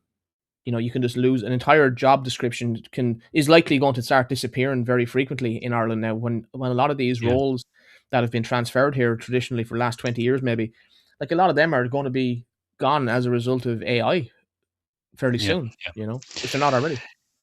Yeah, exactly. Yeah, this is true. Yeah, there was a point I wanted. Oh, that was it. Yeah, just in relation to the corporations as well, um, and the influence they have on society. I think another aspect is like the ponzification of society. The Ponzi economy, if you like that. I think is definitely be contributed to by the corporations as well. Um, this whole idea of the reserve army of labor and having access to as many people as possible from different cultures and so on. I mean, obviously there's certain um, considerations there in terms of wage levels as well. If you have access to people from countries where wage levels or wage expectations are less than here, then that's obviously in a company's interest. In terms of, well, you know if you're not willing to do that job for whatever it is, we'll say 50K, well, you know then, or if you're looking for 50K for such a job, we'll say we have certain people from this company here or this country here who'll come in and do that job for 35k or 40k, and they'll be quite happy to do it. So that there is that element as well, I suppose. Now, I'm not saying it's a direct thing. I think it's more of a subtle thing. The wage compression thing is it's not always explicit. It's not always very obvious, but I think it is there in the background a little Yeah. bit. Um, and I think maybe the likes of Lidl and Aldi and places like that. I think the fact that they often have quite a predominantly foreign workforce as well. I think that helps to kind of keep a sort of a lid on wages, so to speak, because most people there are coming from countries where wages are generally lower than here. So it creates a kind of less in terms of wage expectations. It will create that environment where Irish people are probably less likely to go for that kind of job because, for one, I guess they might think, well, there's not that many Irish people working there anyway, and do I really want to work with, an almost entirely Polish Yeah, workforce? Not and to it's have a very anything against similar. Polish people, It's a but very similar situation with property as well. Are you going to buy? Like, it's very important who your oh, neighbors are. shoot, And yeah, we've all seen absolutely, yeah, footage like of these housing estates in Dublin or whatever, and people or whatever, yeah, and all around the country actually. But in fairness, but like, people are going around with a camera, and the entire queue is basically people from South Asia, and you're going, well, like these are probably yeah, perfectly fine people. There's no actual yeah, hatred, but it's more of a situation of, no, well, no, what kind of culture am I going to be living in here? Like who am I going to yeah, be friends with? Like, it's hard enough to make friends in a housing yeah, development anyway. You know how it is these days. It's not like it used to be exactly, like in yeah, the 70s or something where you kind of knew your neighbors, mm, or in rural that's Ireland where right, you yeah, generally knew your neighbors until very recently even. But yeah, in these places, like, what is life going to be like? I've seen a lot of like the different group buying strategies mm, that a lot of them are using, like, so they'll say like, "Hey, look, let's get together and buy houses." So what you have there yeah, is a ready-made exactly, ethnic community, and you're going to be plonked into the exactly, middle yeah, of this. Um, why would, like, and especially when it's not like you're buying a house that's cheap. Like, if you were getting a mm, house for like 100 grand or something, like you could yeah, realistically 15 years ago, you know, you'd say, well, look, I mean, it's not maybe the best area, but like we'll save money and we can have a family and we can have a decent life, like, and maybe we can, trade up in a few years' time or whatever. But yeah, like yeah, you're putting down 500,000 for a very, very bog standard house, really, like these days, just yeah, to yeah. basically share it with a bunch of people who are just aliens to you. You have nothing in common with, you know. Yeah, and you're even hearing that from some of the foreign people here. And a guy I used to work with, who lives in the same town as me, we stay in touch. And that he's actually a Chinese guy, and he bought a house in that one of the newer developments. And when I was speaking to him the last time I met him, like, and he just came out with this, right? I didn't even. He said, "It's all Indians. It's all Indians. Everyone around me, all Indians." So like when the foreign person is telling you, Yeah. like you're not even. I didn't even Well, bring you it up. see, this is the You know what I thing. I mean? mean, they have like a lot of the Chinese guys and everything. They tend to have a much more pragmatic kind of outlook. Yeah, Like yeah, exactly. Yeah, Western affluent liberals or people who are upwardly mobile are not honest. Like, they're not yeah, actually, because we've such a repressive culture around talking about things like this, because people are terrified of yeah, being called racist, because our countries have yeah. been. This is the subject of my next article essay. It's all about this. It's all about how Okay. this kind of got constructed, like, and how race relations basically got started in the 20th century. And it's, Oh, right. you really Interesting. see, like, we have been socially manipulated. Mm, We yeah, have been yeah, they're using very specific techniques of yeah. social shaming, which are very deeply Mm, rooted in every culture has this to some extent. There's certain barriers in which you're not supposed to cross, and they're enforced right. culturally in the community. But they Yeah, have made exactly. this discussion of around, like, well, what are we doing? Like why can't we Mm, discuss like who gets to live in our country? Like, this is a radical change yeah, it's been managed directly by elites. That's demonstrably true. It's true in yeah, Ireland, as it's true in Britain, as it's true in America. It doesn't matter. yeah. And yet, to talk about it honestly, to actually say, I Mm, actually don't like this, and I don't yeah, want it to happen, and that is turned yeah, into a pathological evil. As you want to kill 500,000 people. This is the way they I know. equate it. soon as I don't want to do this, then you have to defend yourself, and you're being Mm. defamed basically by an infrastructure Excuse me. just been, But whereas a lot of the immigrants don't have that because they come Yep. from Yep. cultures where people just say this. I don't like foreigners. Like people in China are notoriously, what's the word? Xenophobic. They just don't Right. like, and Asia generally, they're very open Mm. about. We don't like foreigners. And Yeah. they Yeah. they have a very coherent sense of who they are. Whereas in Mm. the West, we have this liberal tradition which basically is unnatural, and it tries Yeah. to basically take away what are natural instincts, which it says are evil. The Yeah. instinct to be around your own people is evil in Exactly. liberalism, and this is why we have to escape that in order to survive, in my opinion. Yeah. No. 100%. No, I completely agree with you. Um. Yeah. Exactly. Like, I mean, and there's little things that maybe people don't realize are significant. Um. Like, I mean, and not to go on about this too much, but the whole thing of the citizenship ceremonies and like handing out passports to anyone and everyone, and the sort of the cheapening of what it is to be Irish, that Mm. anyone in the world can be Irish, like this is an insult. As To long me, as they work, this, the famous line. yeah, exactly, yeah. So long as they're coming here legally, you know, that's Tis all the that matters. illegal immigration. Now you said it. No, it's the illegal immigrants that's destroying the whole thing for everyone. As long as they're That's a, coming here legally, that's all that matters to me. But no, but seriously, yeah. The point I was going to make there, I've actually lost my train of thought now. How was yeah, no, it? the narrative, like we're not allowed to talk about it, and basically, like, Oh yeah, the citizenship ceremony. Sorry, yeah, yeah, yeah, and just sort of cheapening what it is to be Irish, like and that kind of that anyone in the world can be Irish, and and I'm not saying like you go around to, and I know there are young people from different nationalities or cultures, and they'll call themselves Irish even though they're not, they're ethnically from Asia or Africa, whatever. I'm not saying you go up to that person, you say, "Oh, you're not Irish," and no one's saying that. But at the same time, this sort of universalizing of Irish nationality, that anyone can be Irish. Like, and yeah, the thing, which is and the which is thing is, distinctly American. This is an American yeah, trend, you yeah, see, because we absolutely, are now applying the same standard of citizenship that they did in America, and this is why this is a cultural imposition. Like a European nation is not like America. America was founded by like a different. Originally, of course, it was obviously white immigrants from Britain and Western Europe, yeah, but America has had a black population there since the very early start. Like so, before it was even formally constructed as a country. So, like yeah, to try and take American, which is a huge continent anyway. I mean, yeah, the whole idea of that is insane.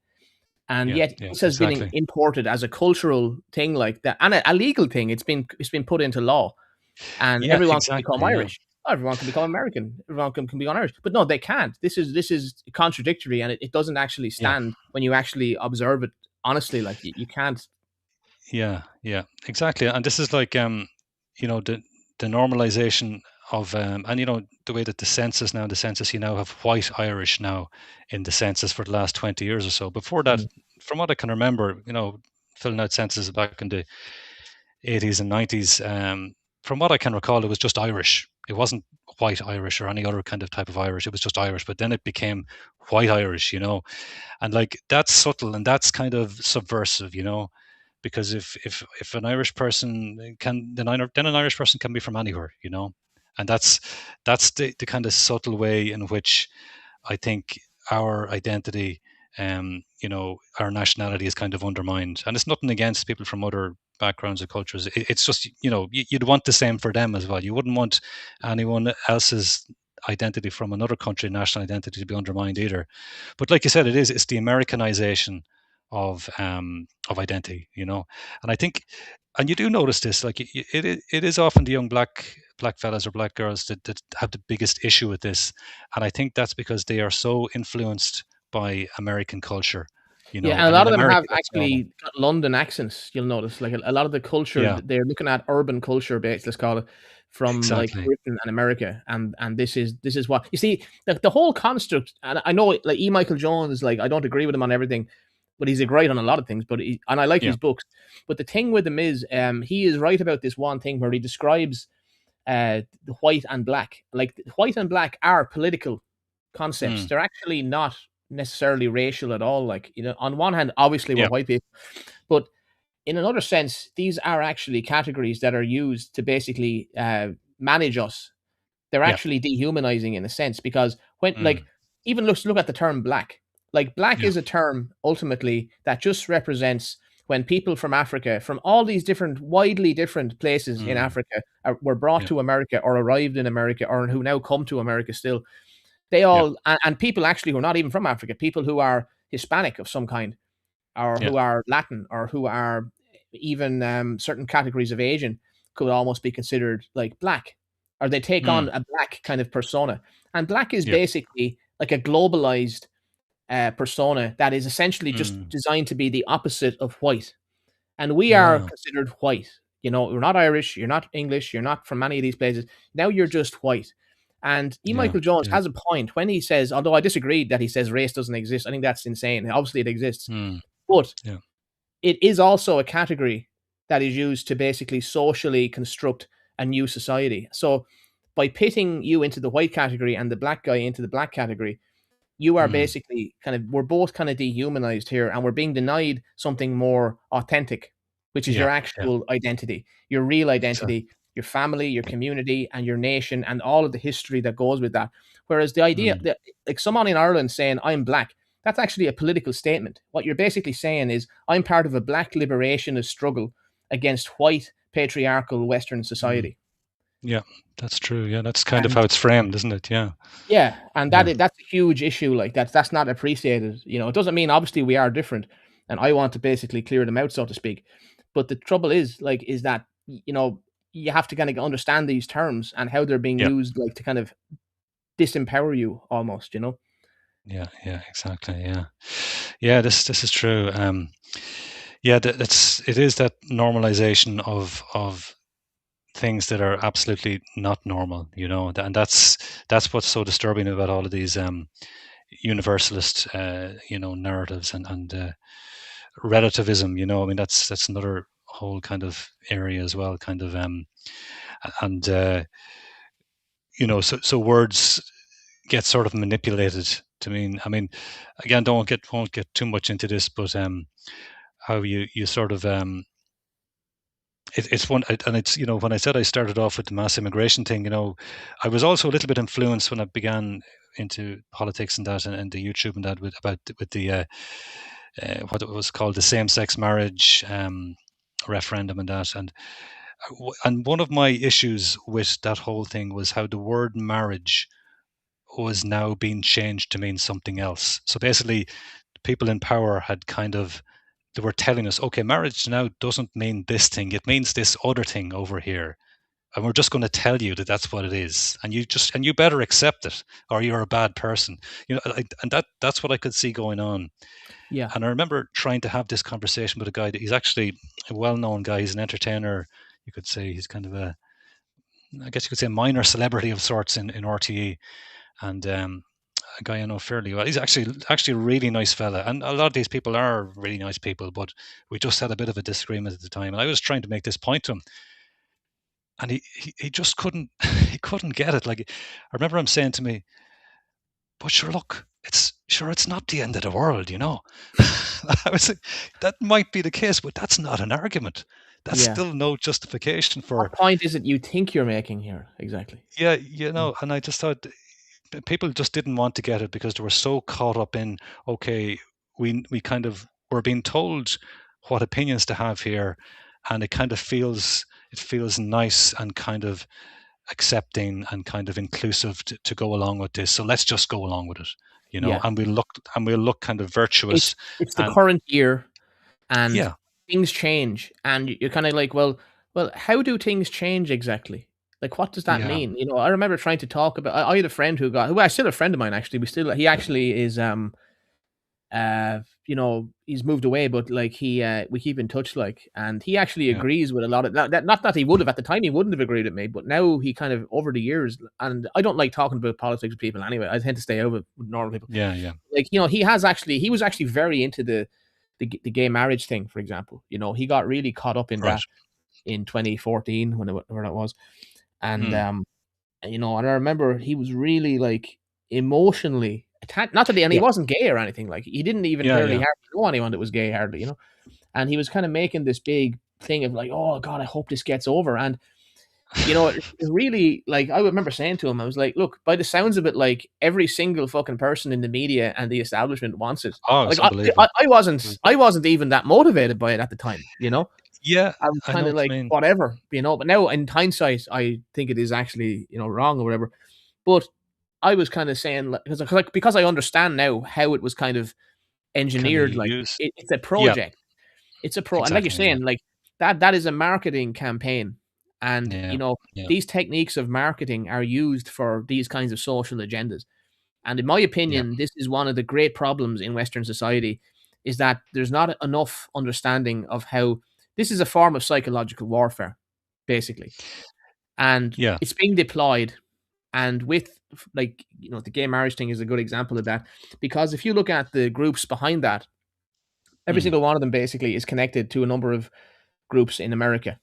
And Right. a lot of the ideas and the techniques that they basically deployed were very effective because there was this hegemonic kind of control Mm. in the media, in the Yeah. institutions, and the people who were pursuing it were very much upwardly mobile human rights lawyers.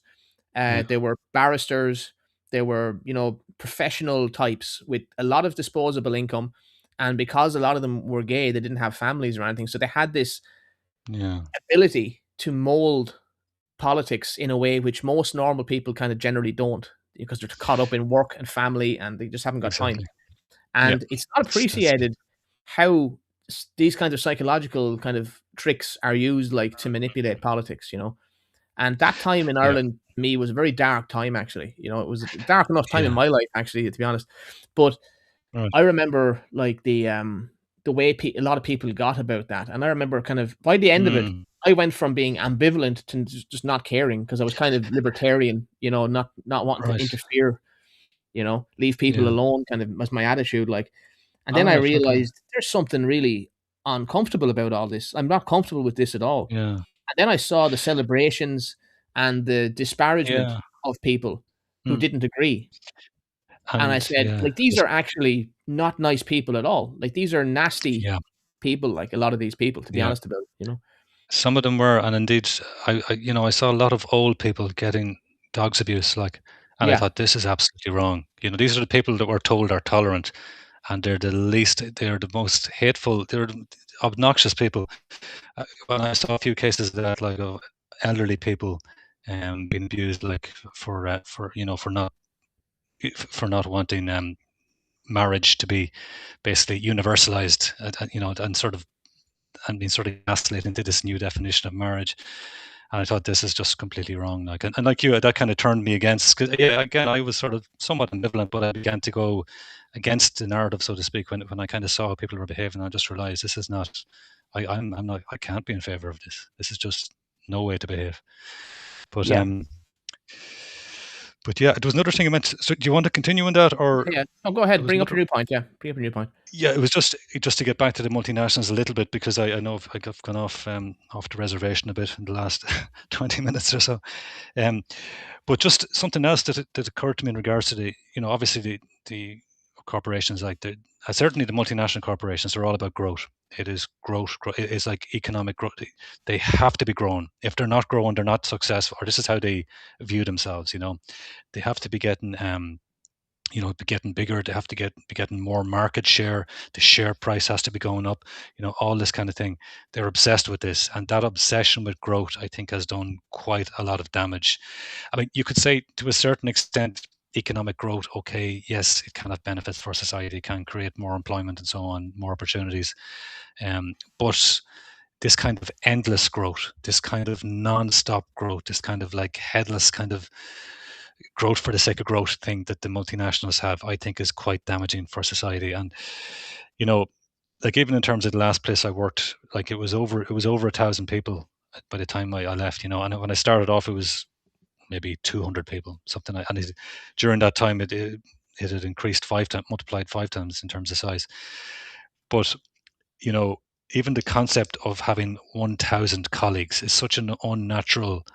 Like this, our brains are simply not wired for this. Like around 150 people is pretty much the limit of what our brains are kind of or can handle in term, that you're more or less able to recognize people by face. Once you go beyond 150 people, it starts to break down, and our comfort levels go down and our trust goes down, all this kind of thing. And corporations, all by the constant growth thing and by wanting to get bigger and bigger and more employees and so on, they kind of go against that natural instinct of humans, to preferably not go beyond a village, not go beyond kind of 150 people or so. And I think that's something else, kind of another kind of in which these big corporations kind of work against what is actually healthy and good for humans. That's Yeah. just another kind of a Yeah, we're not wired like that. We just can't handle this like exactly. number of people in our lives. It's very stressful actually. And I think you see that That's stress exactly it. in society as well. Like Yeah, I yeah. road rage and everything, like, this just wasn't a thing Oh, before. yeah, People didn't do this. Like completely. Yeah, no, that's even that's a big thing socializing. as well. Even the fact that cocaine is the drug of choice, nowadays, like, and it has been for 20 years or more. Like I remember the first high Yeah. profile cocaine thing I heard about was the death of that model, the French girl, was it Katie French, wasn't it? She died Oh, of yeah, cocaine yeah, overdose. exactly. Like it Yeah, was a whole big story and that's all. right. But that's like Yeah, 20 yeah. years ago now, you know. Yeah, it Um must be. Yeah, exactly. Nearly Yeah, anyway, it that's must right. be. God. And I remember, Yeah, like, yeah. like that was a big thing in the media, like, and that was the first time I Mm, I had seen, like, I knew that people were taking cocaine, like, in the around, like, I was never into that kind of thing at all. I'd never, like, I've no interest in it. Like, I actually fucking hate that mm, kind of thing. But like yeah, the actual preponderance of it, I noticed really going up, like, in the noughties, like, and yeah. people I would have been around would have been doing it, like, well, not if I was around, but people I would have been in the extended group, kind of, that I would have known, like, they would have been dabbling in it, like. But now I'm Yeah. told that it's just absolutely like more common than drinking, you know, and that says something, I think, because to me it's a real kind of asshole kind of substance, It's Mm, aggravating, mhm. it's a stimulant, and it makes people very angry, and it Yeah, kind of yeah. goes along with the kind of the new Ireland to me, like, very antisocial, Yeah, very self-important, yeah, um, kind of a nasty kind of a culture in many respects, a very uncaring culture, yeah, a lot of exactly. selfishness. Atomized. Yeah. Yeah, yeah, this is true. Exactly. I would have had similar experiences like of people I would have known on cocaine and just the anger, like people who could suddenly get very angry, and just heightened emotions, like and becoming irrational, Mm. and agitated and just a nasty, like it's a nasty drug, It's just not good for society to see it becoming more popular, I mean, you hear quotes of like every village in the country has a cocaine problem. I don't know whether that's been exaggerated or not, but I believe it's true from what I've seen but in local villages. Yeah, absolutely. And yeah, other it's drugs too. Lots of other drugs. Like I've really seen everything. Oh yeah, absolutely. Yeah, I know lots of people who've had serious problems with drugs, and who mm, some of them are in prison, uh, and and some that's of them are yeah, involved in the drug trade. It's like yeah, open it's kind of knowledge, local knowledge. and this is where the likes of say the Greens and especially the Greens in Britain, like this kind of this kind of such a naive view towards legalizing all drugs. I don't know if that's exactly true. If maybe that's a little bit of a clickbait title, but I've certainly heard that they're incredibly liberal on the topic of drugs. Like, and that kind of sums up the Greens in terms of their naiveness. The kind of the sort of come by kind of attitude.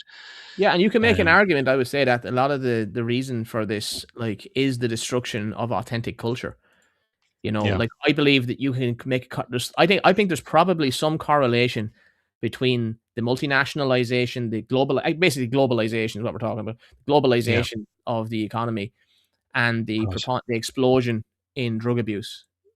Like, it's like the kind of cliche was that, there was a problem with alcohol, was the Irish problem. Oh, there's alcoholism, but from what I Mm-hmm. see, that isn't really the problem at all anymore, and hasn't been for a long time. The pubs are dying out, Yeah, and it's too yeah, expensive to drink anyway. And you know, I think this the over and like I'm talking GAA players and all, like, do you know what I mean? People who you would right. think I'm not talking about like typically drug taking kind of people who you would might think would be drug. I mean, this is like middle class type stuff, Yeah. footballers, uh, professionals, and all that using this stuff. And Yeah. when you think about the economics of that, like that's money that's going to these drug dealing scumbags. Everyone knows them in their community, you know, Yeah. That's and it. um, Yeah. and to me, this is emblematic of like this is what economic globalization and a refusal to basically acknowledge and cultivate a truly organic culture Mm. like does. When you don't have that closeness, people don't Yeah. feel connected. These kinds of things are there, like, and I believe they're facilitated for people to basically drop out and um Mm. and damage themselves, like. Yeah, and just actually on that point, and that reminds you of something that McWilliams said in relation to the multinationals. And one thing that he said was kind of concerning about the multinationals is that they dominate the space in terms of like because they got so much capital, they got so much reserves, and they've so much like sort of wherewithal in terms of advertising and so on, and they've got so much power basically that they tend to elbow out the indigenous smaller Irish businesses that they're actually Mm. kind of and end up being quite damaging. And that was You know, how the original, like, this was the main selling point actually of the multinational kind of move in the late 50s and all. right? TK Whittaker and everything, when that All started, right. like with the IDA and everything. The original Okay. promise was that this would have like basically a knock-on effect, and that was Ah, the real kind of benefit was supposed to be that you would get this indigenous explosion in companies and in development, and this would have, and because you'd be providing ancillary services and in mm, different industries to these multinationals. And yeah, I've got stuff there written like in the 80s and 90s where it's saying, "Well, this just didn't happen. It just didn't happen." yeah, And yeah. so now, Exactly. like, I view Ireland kind of like a cargo cult, because Right. in many respects, these kinds of opinions about, like, or these kinds of just blanket assumptions that just Yeah, pursuing economic globalization is automatically good. That made sense in the yeah, 1990s, like when the country had a high, like you said earlier on at the start, highly youthful population, a lot of yeah, people in their 20s and 30s with yeah. skills coming out of college, you Hmm. know, wanting to start families. You've cheap property, low stress kind of society. Every benefit, like English speaking, which is a great thing to get, to be connected with American multinationals. And you have this, that's a logical conclusion. But I think in many respects, Ireland's managerial establishment, is stuck on mid 90s kind of globalization and its assumptions about Yeah, how the world is going to turn out. And you yeah, can really see it in how they haven't really prepared, in my opinion, for any kind of change in trajectory. Like they say they have, but they haven't, because if you see them, they're actually leaning more on multinationals. Really, maybe there's been some yeah. changes in the last year where they're attempting to kind of pivot some way, but I don't think it's going to work, because if you look at what they're doing with Mm, the other indigenous industries, whether that's agriculture or whether that's like just small companies, like with maybe below 50 people or whatever, which is the majority yeah, of small companies in Ireland, yeah, um, you know, high taxes, high costs of employment, inflation. mm, yeah, Like, if this situation in Iran does actually really kick off, which it seems to be, like, that's going yeah. to drive energy costs up through the roof. You're going to see a It's lot of yeah, companies not able to keep up potentially with their exactly. energy costs. Like, That's it, you and it's gone. Yeah, become uncompetitive. yeah, and it's going to be a lot of the smaller, the Irish companies. A lot of them will be the ones that'll suffer. While Yeah, the foreign multinationals in general will be fine because they have reserves. They won't go under. Definitely not. yeah, You know. But the phrase actually, I remember it, what McWilliam said is the state is captured, and especially by American multinationals. And he specifically said American multinationals. And that doesn't surprise me because from my experience as well, um, in terms of agendas which are maybe not necessarily all that healthy, the American multinationals are the ones that really are the ones that have originated those agendas and the ones that are pushing them the hardest. And the European multinationals, they kind of follow to a certain extent, but they're definitely not as fanatical about all these agendas than as the American ones are. yeah. But Yeah. But yeah, Yeah, well, that's a great kind of. We have nearly done 2 hours, and I know we didn't mean to, but yeah, I just want to briefly just run through a few comments people have made yeah. because they've been Go for kind it enough there. to Yeah. comment. So Hmm. over on YouTube, where all the comments are basically, Yeah. um, Irish Furian says, "What's the point if one's own people get bred out and replaced in our own land? I'd rather we ate roots if it meant women stayed at home and we had 5 to 8 on average children per family." Well, yeah, that's kind of the ultimate trad kind of position. Is Mhm. that, well, we're not Yeah. having families, and what's the point in having a great economy on paper if you can't have families? And that's what we're seeing. You know, Yeah. birth rate Yeah. decline. Exactly. Yeah. I suppose it's a tricky one too because you kind of don't want to get into sort of a competition in terms of trying to outbreed the foreigner, so to speak. But you know what I mean? Like someone was saying to me Yeah. there recently, or maybe it was you. It could have been someone was saying to me recently that Orban in Hungary, like Mm, that he's kind of put together a good model, which actually is some quite protective of the indigenous Hungarians, but is not like xenophobic or anything like that. Just kind of mm. sort of a sensible nationalism, kind of a Yeah, fair-minded Orban nationalism. is to me like the best leader in Europe. I'm quite impressed with Orban. Like, people Yeah, can say like he has failings in certain ways, but I actually think he's incredibly good at being pragmatic yeah, and getting absolutely. things actually done. And he's under serious pressure. I mean, he's being attacked Mm, like by the American State Department nonstop. Like, yeah, even yeah, during the Trump time, it has eased a little bit, but like, the American like system is so big, like it's like a machine. So but it's, yeah. yeah, he's under serious pressure, like, undoubtedly, like, but I think he's doing the best kind of, because if you look at Maloney in Italy, she hasn't been good, like, in my opinion. Yeah, she's kind of been compromised, hasn't she? Yeah, I mean, you hear different things about that as to, that she was kind of told, listen, if you try and do something about mass immigration, like we'll just come down hard on Italy in terms of terms for loans and I can't remember exactly, but basically that the people will say in positions of power in Europe more or less threaten Maloney that they would basically, um, hammer Italy if she attempted to address the whole issue of immigration. Whether that's true or not, I don't know, but I wouldn't be surprised. Yeah, Um, but yeah, yeah, I mean, it's hard to say, but then again, you say like, then how has Orban managed it? Like I yeah. mean, so that would kind of get me thinking. Well, Orban is still there, and he hasn't cooked, so to speak. Not really. He's generally stayed true. Like so, it might just be kind of a spin or Orban whatever. is Like Orban kind of shows you that a lot of Euroscepticism doesn't have much substance behind it, you know. And mm, there's things I dislike about the EU, obviously, but I think Orban's strategy is more effective than the Brexit strategy has proven to be. You know, yeah, of Farage, yeah. like, for example, like, I think Oh yeah, Orban's absolutely. model of, well, we're going to stay in, but we're going to jealously guard and try and make alliances with a lot, like we could have an alliance with Orban. And if you think about it, if you got another one or two countries to come in with you, like, you could really Yeah, change certain things at the EU level, just yeah, particularly around things like asylum and immigration policy generally, like, because we're part of the new pact and everything.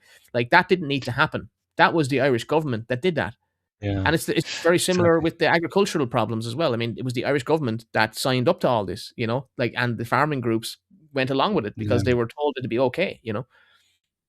Right. Right. Okay. Yeah. No. It's. Yeah. I completely. Yeah. I'd agree with that. Like Brexit hasn't been good. Like I mean, I know you could say to an extent the British have been kind of betrayed. Um. But but yeah, they were kind of sold a pup in a way. Like it hasn't turned out as what the pro Brexiteers would have been, what, we're saying, so they kind of have been taken advantage of, unfortunately. But yeah, definitely Orban is he has done a lot of good there. You have to say now for sure. Yeah, So yeah. yeah, Um, it's kind Gerald of Gerald Thompson says, the sad thing is they offer to the foreigner a treasure island at the indigenous expense. He's got a point. Yeah, I mean, a lot of the services and everything that are kind of supplied, like this is a whole economic model. Like iPass is an economic Mm. model that enriches certain categories of people. That's really what you have to look at it as. Yeah, Because absolutely. providing services for people who come here as asylum seekers or whatever is a great model for if you're an insider. It makes a lot of sense. Uh, Yeah. the last true Gale says Eastern Europe slash Poland, etc., and Japan, despite economic stagnation in their own way, will be a lot better off in the coming years compared to Ireland. Yeah, that's he's referring there to what we talked about at the start with the AI and uh, Mm. you know, Mm. automation of a lot of things like which are currently uh, manual. Like that's just going to radically change, and you can see it that like China and everything, because they have become so good with tech, like they're actually ahead in many respects now. Like Apple and Microsoft are and Google look like dinosaurs compared to some of these Mm. companies now at this Yeah. point. So the Americans and everything are coming back with like tariffs. Like they're bringing out like immediately they go from economic globalization to tariffs immediately. It's so obvious. Like Yeah. there's such a like like people are not honest about this free trade stuff. Like about how No, it is just no. a political agenda. Like Yeah. Yeah. it suits you when you're on top, and when you're not on top, you want to put in tariffs all of a sudden. Yeah. Um, Yeah. Exactly. Yeah. Gerald Thompson says they kept the experienced workforce to pass on their know-how down. He's talking about the companies that you were talking about in England and everything. You would not get Oh, yeah. Yeah. the cost of living in London. Uh, Last Yeah. Gale brings up that book I talked about, uh, uh, Interrupted, and he says it's by Dan Hodges. I can't remember the guy's name. Or disrupted. Is it It's disrupted? Disrupted. Yeah, yeah. Disrupted. Yeah. And Yeah. if anyone wants to get that, it's a very good book, and he says that he recommends it too. Right. He also Okay. says, I know someone who works in one of the consultancy firms was telling me that with younger people, there is an organized, measured attempt to make your work life your social life. Mm. What do you think about that? Yeah. Yeah. Yeah. I would definitely see that. All right. Like it becomes so much a part of your sort of your living experience. Like um, like you go to work, you spend whatever how long it is going to work, and then you're in the office for whatever it is, 8 hours or something like that, and then you're driving home again. Like you sort of spend a good percentage of your actual waking time in the office with these people, and yeah, I definitely would have noticed. Like when I began working for these corporations, my normal friends, I began to sort of put them on the back burner a bit and take on these new friends in the company, and it was just it wasn't kind of a conscious. It just sort of happened naturally, But but I suppose maybe what Lester Gale is getting at there as well is maybe this idea of the company becoming sort of your raison d'être or whatever, the kind of like, and I'd have seen this more so with women than men, and they become almost real, almost like, what's the word I'm looking for? Sort of disciples of the company in a way. It comes Yeah. almost like a religious thing in a sense, like, and you'd see them there. And this is something I've never gotten into, and I can't bring myself to do it. But the whole LinkedIn thing, Oh God, and yeah. Oh God, I oh, hate LinkedIn so jeez, much. Oh my God. it's Yeah. it's unreal. Like, I mean, I would have seen this now, a few years ago, like, and it was back, I suppose maybe the start of COVID, around then. COVID, LinkedIn was really starting to take off, and there's just a real push to get everyone on LinkedIn and just promote the company and promote all the different Our programs the values, company is doing. and every Yeah, but company has to also, have a statement about what it's about. it's You're just not just making cringe. something and selling something. No, and they wrap it up in It's, like oh my some god. moralistic bullshit. Like. Yeah, it's desperate stuff altogether. And I see fellas like who I know like are proper kind of chancellors, and like they're not chancellors, but I see fellas that are completely licking up to the whole corporate thing, and I know that guy in real life, and he's just bullshitting. Like, and I thought, you're it kind of it almost disgusts me a bit. The fellas who are real kind of, It's like a guy um, going up to a young one, like, and being Mr. Nice Guy.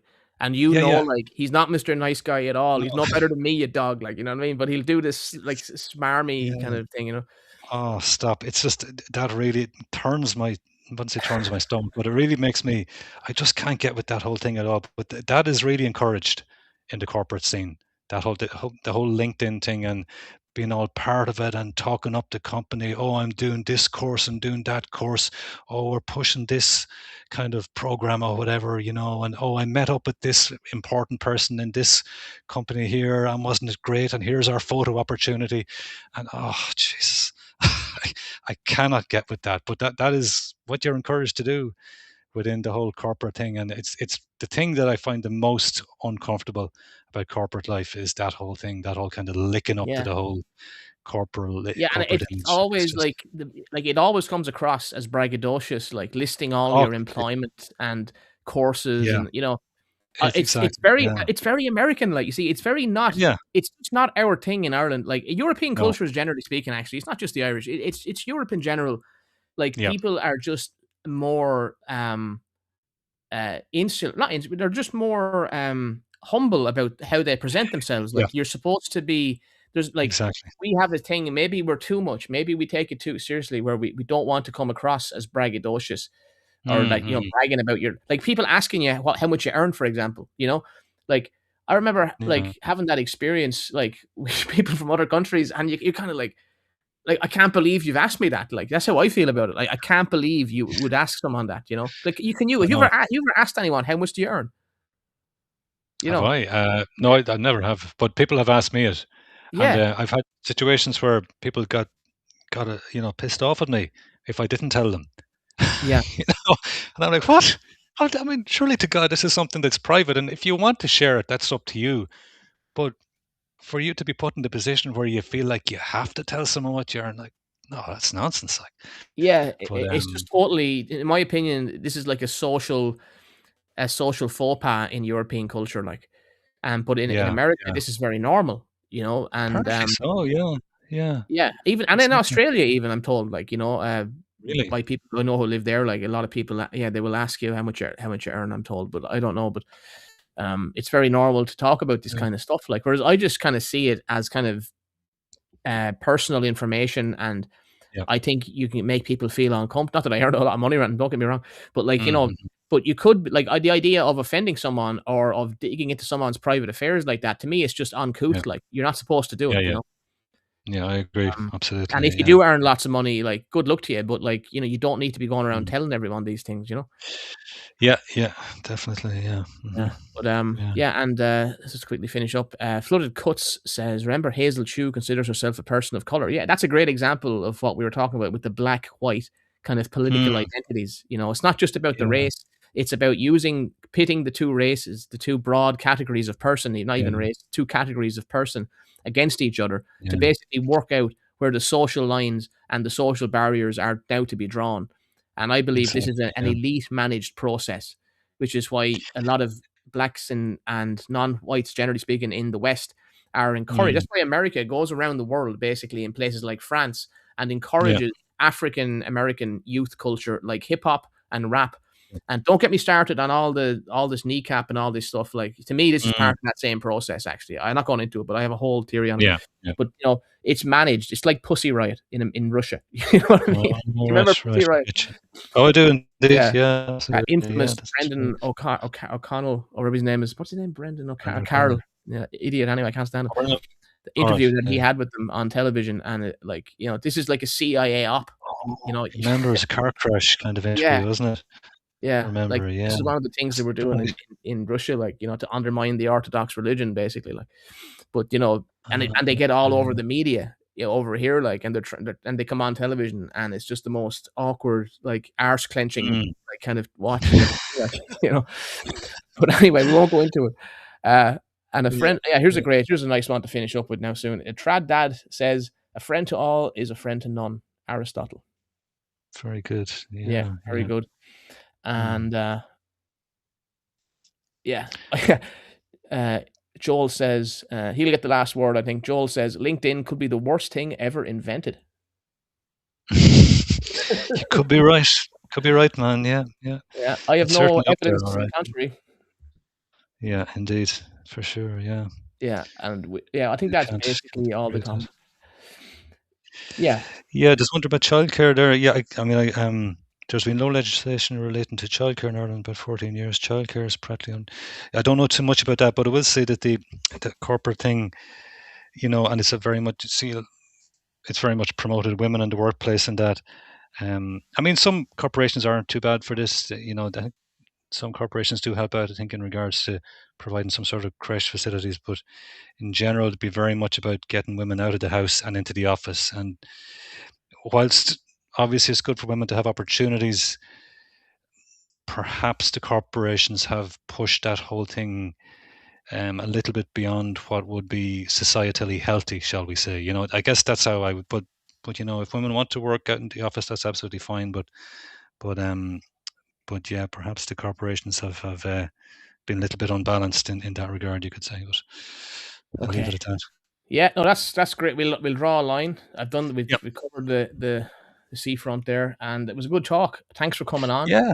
No, thanks yourself, man. I really enjoyed it. No, that was great to sort of give some first hand experience of the what what's going on with multinationals over the years, and my own kind of thoughts and experiences and observations of it.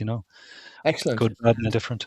If people want to follow you, I have your YouTube and your Telegram are linked in the description of this video, and Yeah, you that's what you're basically using for social yeah, media these days. Okay. pretty much. Yeah, I mean, I do have a Twitter account which I haven't used in ages, an on for Twitter account, which I might look into firing that up again. But yeah, these days it's YouTube. Doing a little bit on YouTube here and there. Um, Actually, I'll just mention now, um, the Unbroken Man. I was speaking to the Unbroken Man there, which I'm sure you're all familiar with. I was chatting to him there the other day, and he's going to have a video coming out pretty soon, which with myself and himself. So that might be of interest to some of the viewers as well. It's a Yeah, bit look more out for random.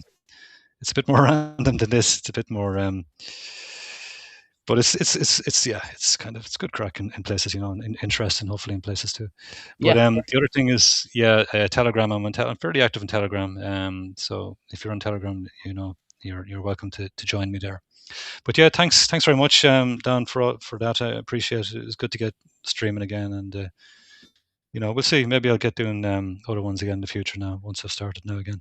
Excellent. I'm sure we'll come across. We'll do something again in a few months or whatever. It'll be if something comes up, we might do something. It'll be cool. Hmm. Definitely up Yeah, for it. So yeah. yeah, Yes. everyone, thanks for listening in tonight. I'll be back in a week or two, and take care. I want to have a bit of an outro, it'll be about 2 minutes, and I'll sign off. So everyone, good night. Thanks, Ariel.